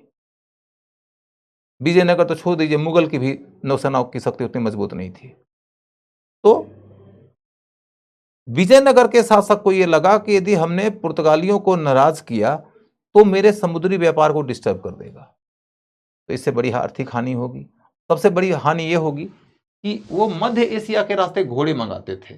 भारत में घोड़े का और वो भी उत्तम घोड़े का सप्लाई बहुत कम था, तो ये आयात करते थे। संपूर्ण प्राचीन मध्यकालीन भारतीय इतिहास का एक अहम फैक्ट है कि भारत ने सबसे ज्यादा सिक्का कौन सी सामग्री के आयात पे खर्च किया? तो घोड़े के आयात के ऊपर। घोड़ा आयात करते थे बड़े पैमाने पे। कहां से? तो मध्य एशिया से या अरब क्षेत्र से। अरबी और तुर्की नस्ल के घोड़े भारतीयों को उस समय खूब संख्या में चाहिए होते थे और उन घोड़ों के पीछे इसलिए भागते थे क्योंकि घोड़े लंबे कदकाठी के होते थे, ऊंचे होते थे, दौड़ने में तेज होते थे, युद्ध के लिए अनुकूल होते थे। तो इन्हें चाहिए घोड़े का सप्लाई और वो आता है समुद्र के रास्ते और समुद्र पे नियंत्रण है पुर्तगालियों का। नाराज पुर्तगाली हमारे आगमन को बाधित कर देगा, हमारे आयात को बाधित कर देगा, हमारा घोड़ा का सप्लाई रुक जाएगा, हमारी राजनीतिक स्थिति कमजोर हो जाएगी क्योंकि सैनिक स्थिति कमजोर पड़ जाएगी।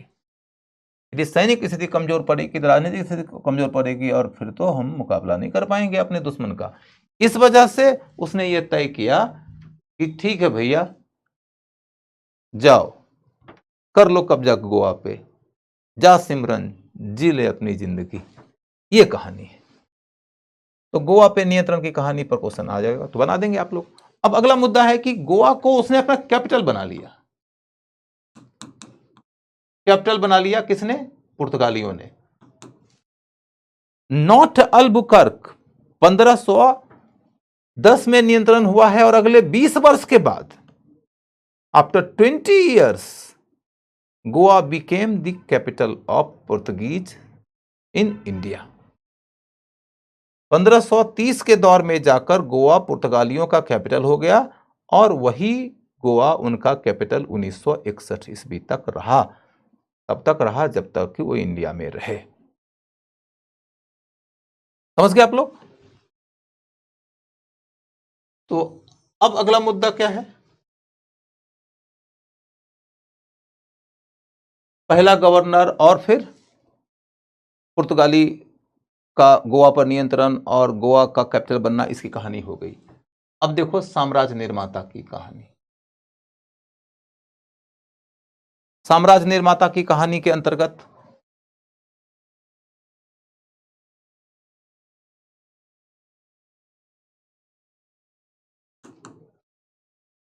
साम्राज्य निर्माता के तहत कोई भी पढ़ाई करना है यदि, तो सबसे पहले क्या करो कि ये देखो कि इनका केंद्र कहां कहां था। इनका केंद्र कहां कहां था। प्रमुख केंद्र और साम्राज्य निर्माता दोनों को मिला के पढ़ेंगे। प्रमुख केंद्र और साम्राज्य निर्माता दोनों को मिलाकर पढ़ेंगे।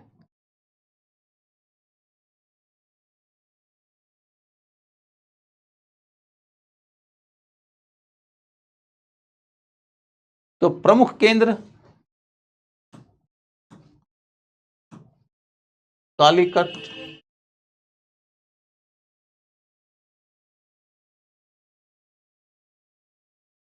कालीकट, कोचीन,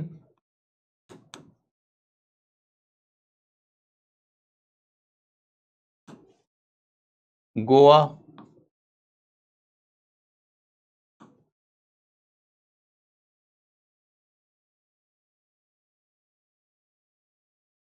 दमन,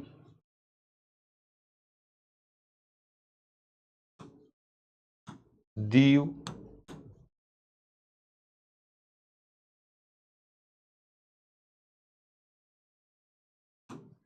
पौंडीचेरी,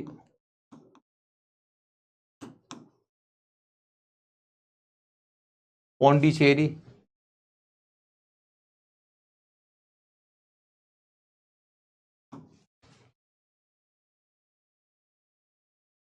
हुगली,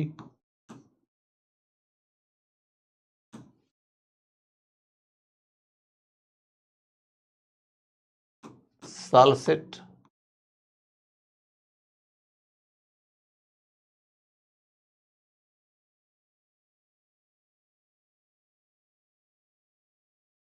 ये इनके प्रमुख केंद्र। बंबई, बंबई,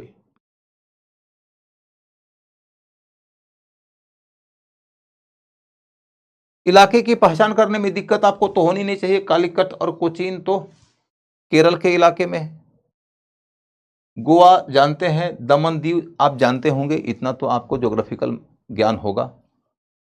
पौंडीचेरी भी आप जानते होंगे, हुगली बंगाल में, सालसेट महाराष्ट्र में, बंबई तो आप जानते ही हैं। कुल मिलाकर देखो तो पुर्तगालियों के प्रमुख केंद्र ये हैं। अब मैं आप लोगों को ये केंद्र इधर दिखा देता हूं मानचित्र के माध्यम से।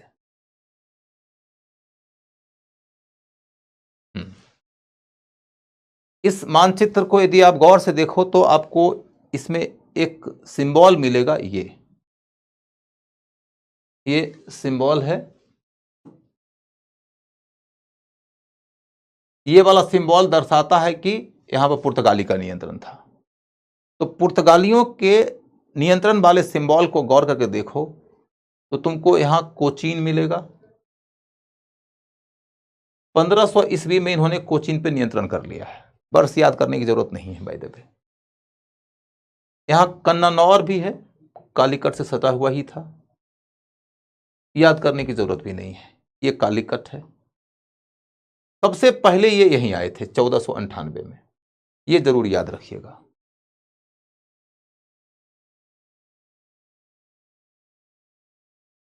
सर आपने कंपनियों का क्रम सही नहीं बताया, ये होता है पीडी।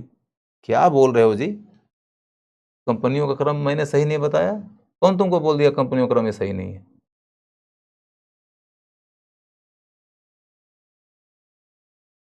क्या होता है? ये होता है पीडी ई अप। श्रीमान जी, इस तरह के अवांछित आत्मविश्वास कहां से लाते हैं आप? कंपनियों का क्रम सही नहीं बताया? आप जो लिख लिए हैं वो लिख लीजिए, वही सही है। दूसरा कहीं कुछ और पढ़ लिए हो तो कुछ गलत पढ़ लिए हो। कंपनियों का क्रम यही है भारत में आने का, समझ गए? और तुमको कोई डाउट है तो तुम पूछो, लेकिन इस तरीके का अवांछित आत्मबल और आत्मविश्वास का इस तरीके का प्रदर्शन मत किया करो। चलो आगे बढ़ते हैं कि भारत में इनके केंद्र की खोज करके देखो तो सबसे पहला केंद्र कालीकट, ये पहला था। उसके बाद कन्नानौर है, लेकिन उतना मैंने जरूरी नहीं समझा, छोड़ दिया। उसके बाद फिर तीसरा है, सॉरी मतलब ये दूसरा ये है कोचीन है, फिर तीसरा है कन्नानौर। लेकिन आपको क्रम वगैरह याद रखने की जरूरत नहीं है। कालीकट, कोचीन, कन्नानौर। अब सीधे सीधे आप चले जाइए, 1510 में गोवा पर नियंत्रण किया है। ये देखो गोवा पर नियंत्रण किया है। आपने पढ़ा कि गोवा पर नियंत्रण किया है तो किसके माध्यम से किया है, किससे छीना है, तो बीजापुर के सुल्तान से छीना है। और किसकी सहमति लिया था, तो विजयनगर के सुल्तान की सहमति लिया था या शासक की सहमति लिया था। इसके अलावा देखो बॉम्बे, ये सल्सिट बसीन का इलाका है। उसके बाद फिर ये दीव, दमन, ये दमन और दीव का इलाका है। इसके बाद इधर देखोगे तो पौंडीचेरी, पौंडीचेरी इसमें यहां पर पौंडीचेरी का दिखाया नहीं गया है इस मैप में। यह नहीं बताया गया है कि पौंडीचेरी के पुर्तगालियों का नियंत्रण था, लेकिन यह सच है, पुर्तगालियों ने ही पहली दफा पौंडीचेरी पर नियंत्रण किया था। बाद में वो फ्रांसीसियों का केंद्र हो गया था। फिर इधर नागपत्तनम, नागपत्तनम के बारे में भी याद रखिएगा। ये सब नहीं पढ़ना, ये श्रीलंका का हिस्सा आता है, इसको छोड़ दीजिए। तो यहां पर नागपत्तनम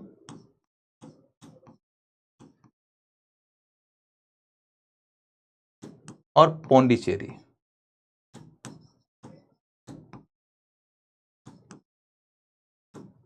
कहानी यह है कि पौंडीचेरी आगे चलकर फ्रांसीसियों का केंद्र हो गया और वही उनका हेडक्वार्टर हो गया था।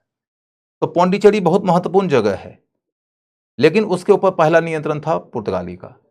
उसी तरीके से नागपत्तनम आगे चलकर डच का हेडक्वार्टर हो गया था, लेकिन नागपट्टनम पर भी पहले नियंत्रण था पुर्तगाली का, इसलिए यह महत्वपूर्ण है। अच्छा, पुडुचेरी ठीक है, पुडुचेरी रहे पौंडीचेरी रहे, कोई फर्क नहीं पड़ता, तुम पुडुचेरी के रूप में ही याद रख लो, कोई फर्क नहीं पड़ता। नागपत्तनम आगे चलकर पढ़ोगे कि डचों का हेडक्वार्टर हो गया था, इसलिए महत्वपूर्ण जगह है। और इसीलिए क्वेश्चन आएगा कि क्या वहां पुर्तगाली का नियंत्रण था, तो हां था, बाद में डच के पास आया। पौंडीचेरी हेडक्वार्टर हो गया है फ्रांसीसियों का, इसलिए बहुत महत्वपूर्ण जगह है। और इसीलिए क्वेश्चन आएगा कि क्या वहां पुर्तगाली का नियंत्रण था, तो हां था। ठीक है। इसके बाद फिर इधर हुगली का इलाका है। तो हुगली में देखोगे यहां पर पुर्तगालियों का व्यापारिक केंद्र था, नियंत्रण नहीं था, राजनीतिक नियंत्रण नहीं था। राजनीतिक रूप से यह इलाका था मुगल के अधीन, लेकिन वहां पर व्यापारिक केंद्र खोला था, व्यापारिक केंद्र खोला था। तो अब आप यदि लौट के देखो इनके व्यापारिक केंद्रों के बारे में और इनके राजनीतिक नियंत्रण के केंद्र के बारे में मिला के, तो कालीकट, कोचीन,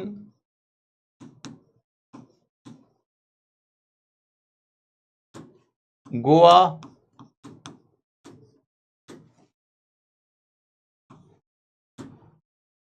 बंबई,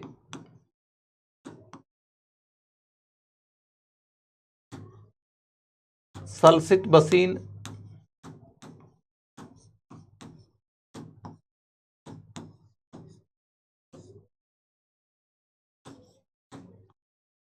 दीव,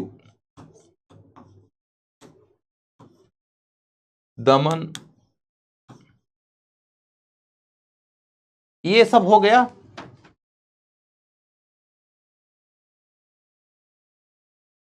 दक्षिण पश्चिम के भारत के अंदर। दक्षिण पश्चिम के भारत के अंतर्गत इनके प्रमुख केंद्र ये हैं। और यदि दक्षिण पूर्वी से लेकर पूर्वी भारत की ओर चल के देखिए तो नागपत्तनम, नागपत्तनम, पौंडीचेरी,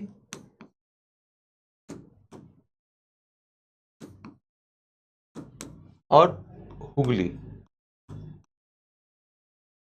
ये इनके प्रमुख केंद्र हो गए। कुल मिलाकर देखो तो मैंने 10 केंद्रों का उल्लेख यहां पर किया है। एक बार में रिवाइज करो, 10 याद हो जाएगा। कैसे याद होता है, तो इस तरीके से याद होता है। मेरी बात सुनना, याद करने का तरीका अपने आप मिल जाएगा। सबसे पहला पॉइंट यह है कि कालीकट में आए थे, एक तो याद ही हो गया। फिर कोचीन गए थे, ये कहानी आपने सुन लिया है तो याद हो जाएगा।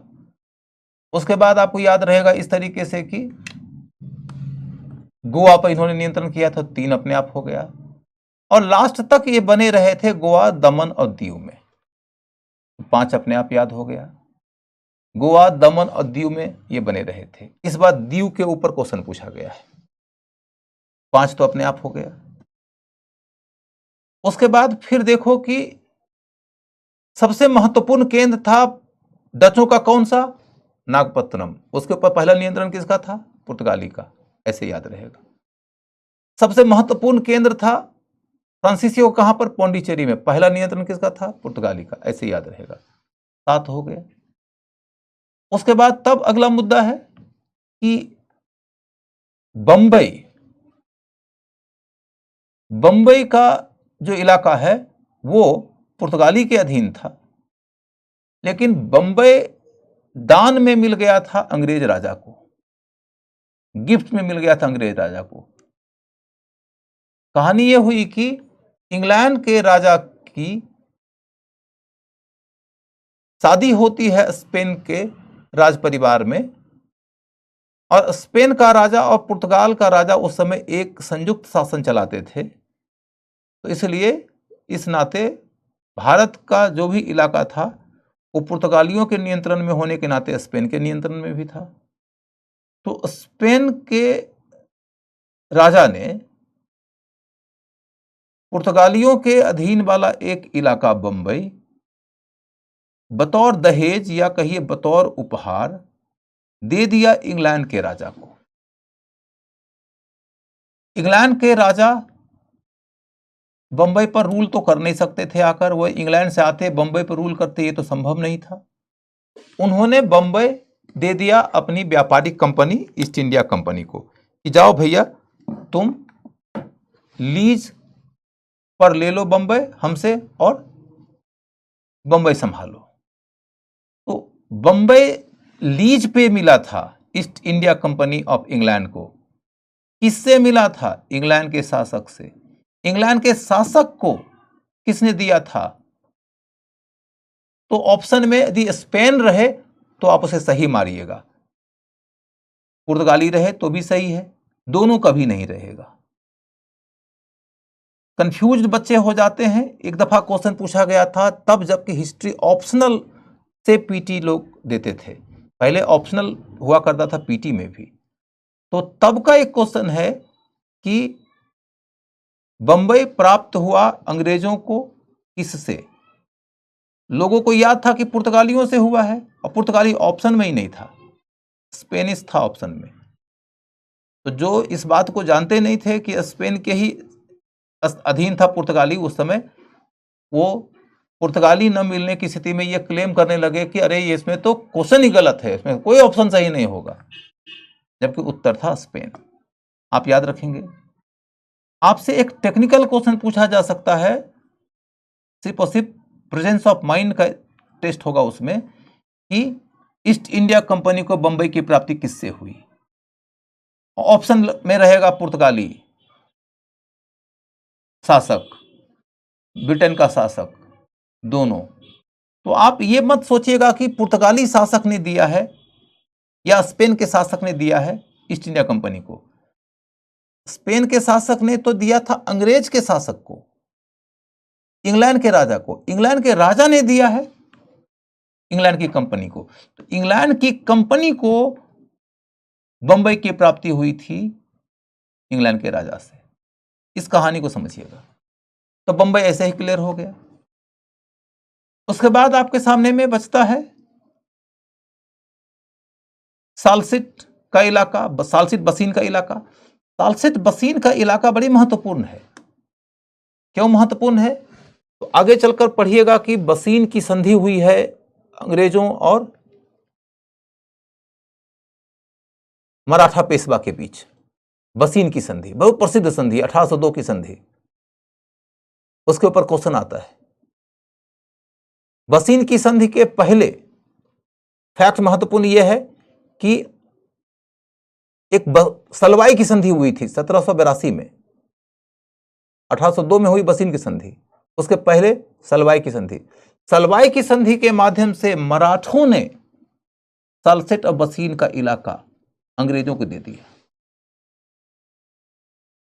जब अंग्रेजों के अधीन वो इलाका था, इसी वजह से अंग्रेजों ने मराठा पेशवा से बसीन में संधि किया था। अब सवाल ये उठा कि मराठों के पास में वो इलाका कहां से आया था? तो मराठों ने वो इलाका छीना था पुर्तगालियों से।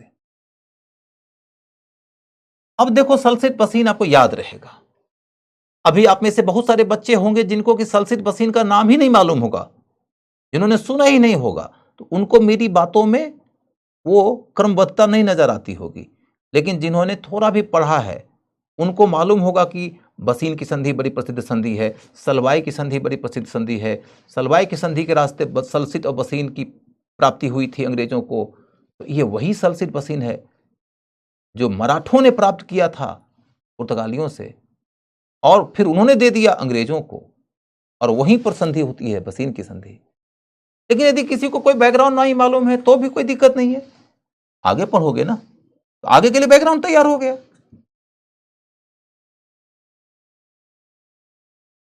तो अब आपके पास बच गया एकमात्र जगह, हुगली। हुगली एक जगह है बंगाल में जहां पर पुर्तगालियों ने थोड़ा लूटपाट का काम शुरू कर दिया, कुछ बदमाशियां की, तो शाहजहां ने उसको वहां से भगा दिया। तो यहां से आपको यह भी पता चल जाएगा कि इनके नियंत्रण के इलाके इनके हाथ से निकलते कैसे चले गए। जितने भी स्थल थे उन स्थलों से संबंधित कुछ फंडामेंटल जानकारी आपको मैंने दे दिया। अब देखो कि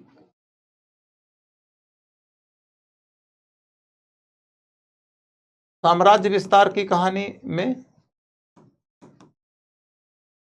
साम्राज्य विस्तार की कहानी में तो ऑलरेडी मैं समझा चुका हूं कि एक है ब्लू वाटर की पॉलिसी, इससे निकल कर आया है कारतेज पद्धति। कारतेज पद्धति, ये पॉइंट लिखना, ब्लू वाटर पॉलिसी के बाद लिखना कारतेज पद्धति, फिर लिखना काफिला पद्धति, काफिला पद्धति,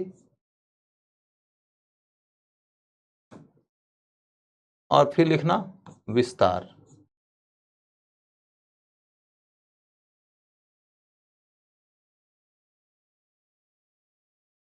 सबसे पहले मैंने यहां पर आपके सामने लिस्ट रख दिया उनके प्रमुख केंद्रों का, केंद्रों को लेकर क्वेश्चन आ सकता है।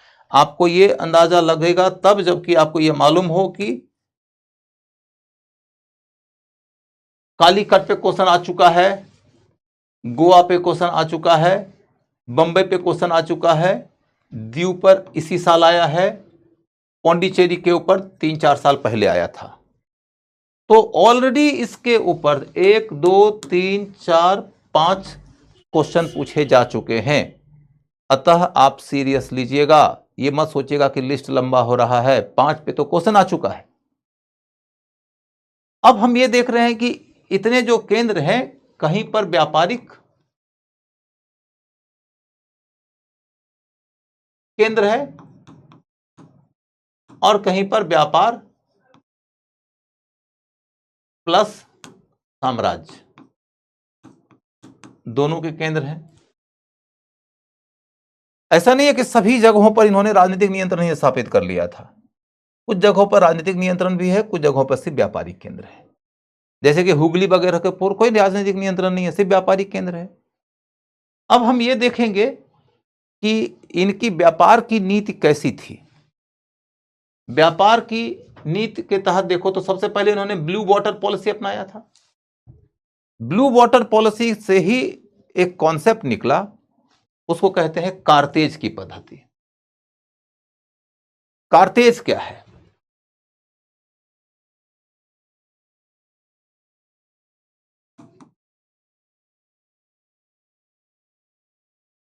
ब्लू वाटर पॉलिसी,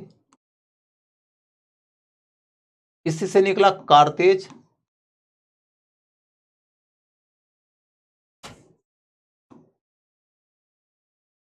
कारतेज क्या है? तो प्रवेश पत्र है, प्रवेश पत्र।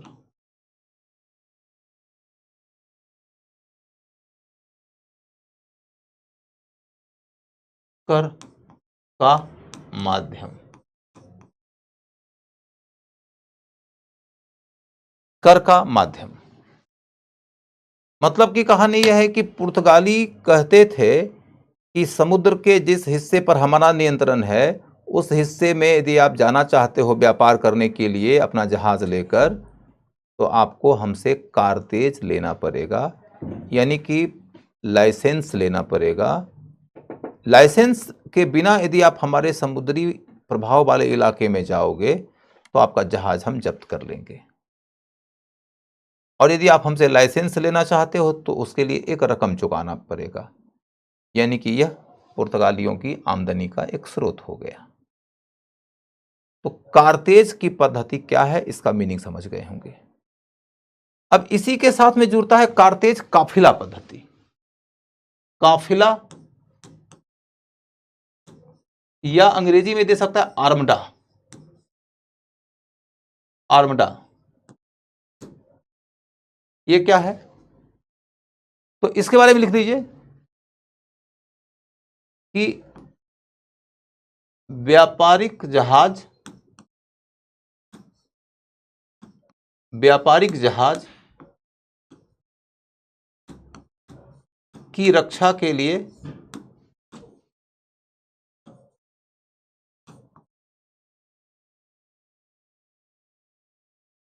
व्यापारिक जहाज की रक्षा के लिए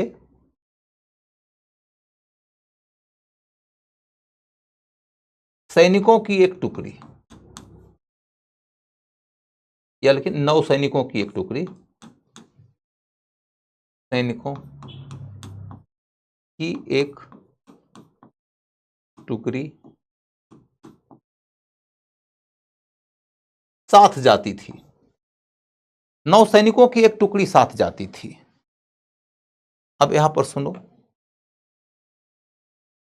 पुर्तगालियों ने कहा कि देखो मेरे समुद्र के प्रभाव वाले इलाके में तुम अपना जहाज लेकर जाना चाहते हो तो कारतेज तो लेना ही पड़ेगा।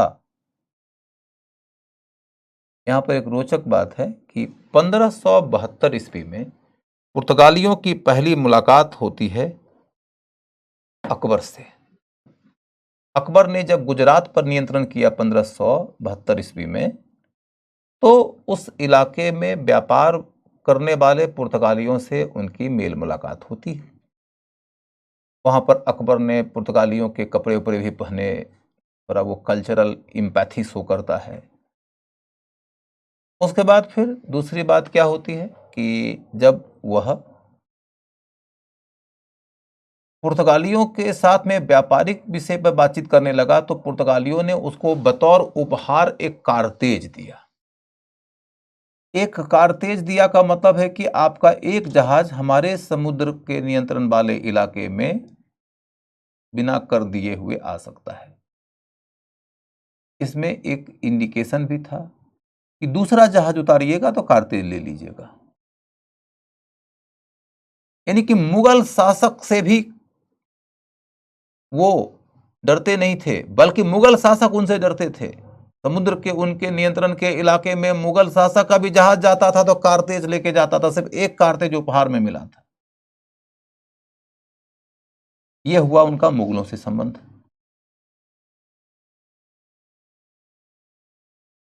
मुगलों से संबंध का दूसरा उदाहरण क्या है कि हुगली के इलाके में उन्होंने अपना व्यापारिक केंद्र खोला, लेकिन बदमाशी किया तो शाहजहां ने उनको खदेड़ दिया था। तो कुल मिलाकर मुगलों से संबंध को लेकर दो बातें हो गई। एक तीसरा मामला भी आता है कि मुगलों के साथ में इन्होंने इस तरीके का भी संबंध बनाया था कि कई सारे ईसाई धर्म प्रचारक लोग अकबर के दरबार में जाते रहते थे। फादर मोन्सरेट, एक्वा बीबा, ये सब आपने मुगल काल का इतिहास पढ़ते हुए पढ़ा है। और उनकी कोशिश रहती थी कि क्यों ना हम अकबर को धर्मांतरित करके ईसाई बना लें। अकबर को धर्मांतरित करके ईसाई बना लेने का उत्साह खूब था इनके मन में। हालांकि वो कामयाब नहीं हुए। जो भी हो, तो मुगलों के साथ में संबंध को लेकर किस्सा इतना ही था। तो अब चल के देखो तुम कि कारतेज देने के बाद का मामला यह होता है कि पुर्तगाली कहते हैं कि देखो हमने तुमको अपने इलाके में जाने की अनुमति तो दे दिया, लेकिन वहां लूटपाट करने वाले भी लोग रहते हैं, समुद्री लुटेरे भी रहते हैं। समुद्री लुटेरों ने यदि तुम्हारा जहाज लूट लिया तो दोष मेरा नहीं होगा।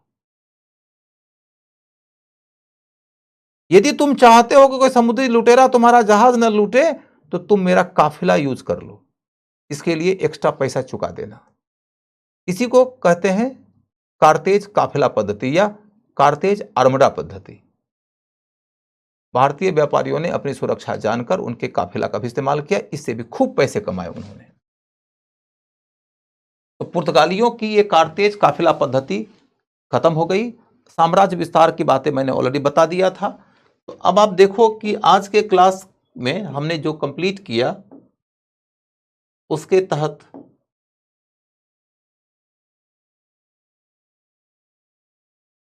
क्या क्या आता है। तो खोजकर्ता हो गया, पहला गवर्नर हो गया, साम्राज्य निर्माता हो गया, प्रमुख केंद्र हो गया। उसके बाद जमोरिन से संबंध, विजयनगर से संबंध, गुजरात से संबंध वाला मामला बचा हुआ है। गुजरात के बारे में अब चूंकि आज समय बीत गया है तो कल गुजरात वाले में बता दूंगा, आज इतना ही रहने दो। असल में 15 मिनट में फिर दूसरा क्लास में आना है। आज का क्लास यहीं पर रहने दो। मुगल से संबंध बता चुका हूं, मराठा से संबंध बता चुका हूं। क्योंकि मुगल और मराठा सब संबंध बताते हैं तो गुजरात ही तो बचा, तो गुजरात के बारे में भी सुन ही लो। 1 मिनट की तो कहानी है, सुन लो। लिखने का काम कल कर लेना। दीव की प्राप्ति उनको गुजरात के सुल्तान से हुई थी। गुजरात का सुल्तान बहादुर शाह जब शासन कर रहा था तो उसको मुगल शासक हुमायूं के हमले का सामना करना पड़ा। हुमायूं से लड़ने में वह सक्षम नहीं था, तो उसने सोचा कि क्यों न हम पुर्तगालियों से सहयोग मांगे। पुर्तगालियों ने कहा कि हम आपको सहयोग देंगे, तो आप हमको क्या देंगे? तो गुजरात के शासक ने पुर्तगालियों को दीव दे दिया। दीव था गुजरात के शासक के अधीन, दे दिया दीव पुर्तगालियों को। इस तरीके से गुजरात के शासक के साथ संबंध की कहानी यही है। गुजरात के शासक के साथ में भी पुर्तगालियों का तुम्ही से मोहब्बत तुम्ही से लड़ाई, तौबा दुहाई वाली बात है। क्योंकि दोनों की सीमाएं मिलती थी तो दोनों में महत्वाकांक्षाओं का टकराव होता था। लेकिन जब गुजरात के शासक को मुगलों के हमले का सामना करना पड़ा, जो बड़ा दुश्मन आ गया, तो गुजरात के शासक ने दीव देकर पुर्तगालियों की सहायता लेने की नीति अपनाया। और बाद में जब मुगल का संकट टल गया तो फिर जो दीव इन्होंने दिया था उसे दोबारा लेने की कोशिश किया, छीनने की कोशिश किया। इसको लेकर लड़ाई हुई। लड़ाई में अंततः गुजरात का शासक नहीं जीत पाया, दीव पुर्तगालियों के नियंत्रण में ही रह गया। कहानी इतनी ही है। इसके आगे का हिस्सा भी कल करेंगे। धार्मिक नीति या पतन का कारण या योगदान, ये मुद्दे हम लोग कल देख लेंगे। आज इतना ही। नमस्कार।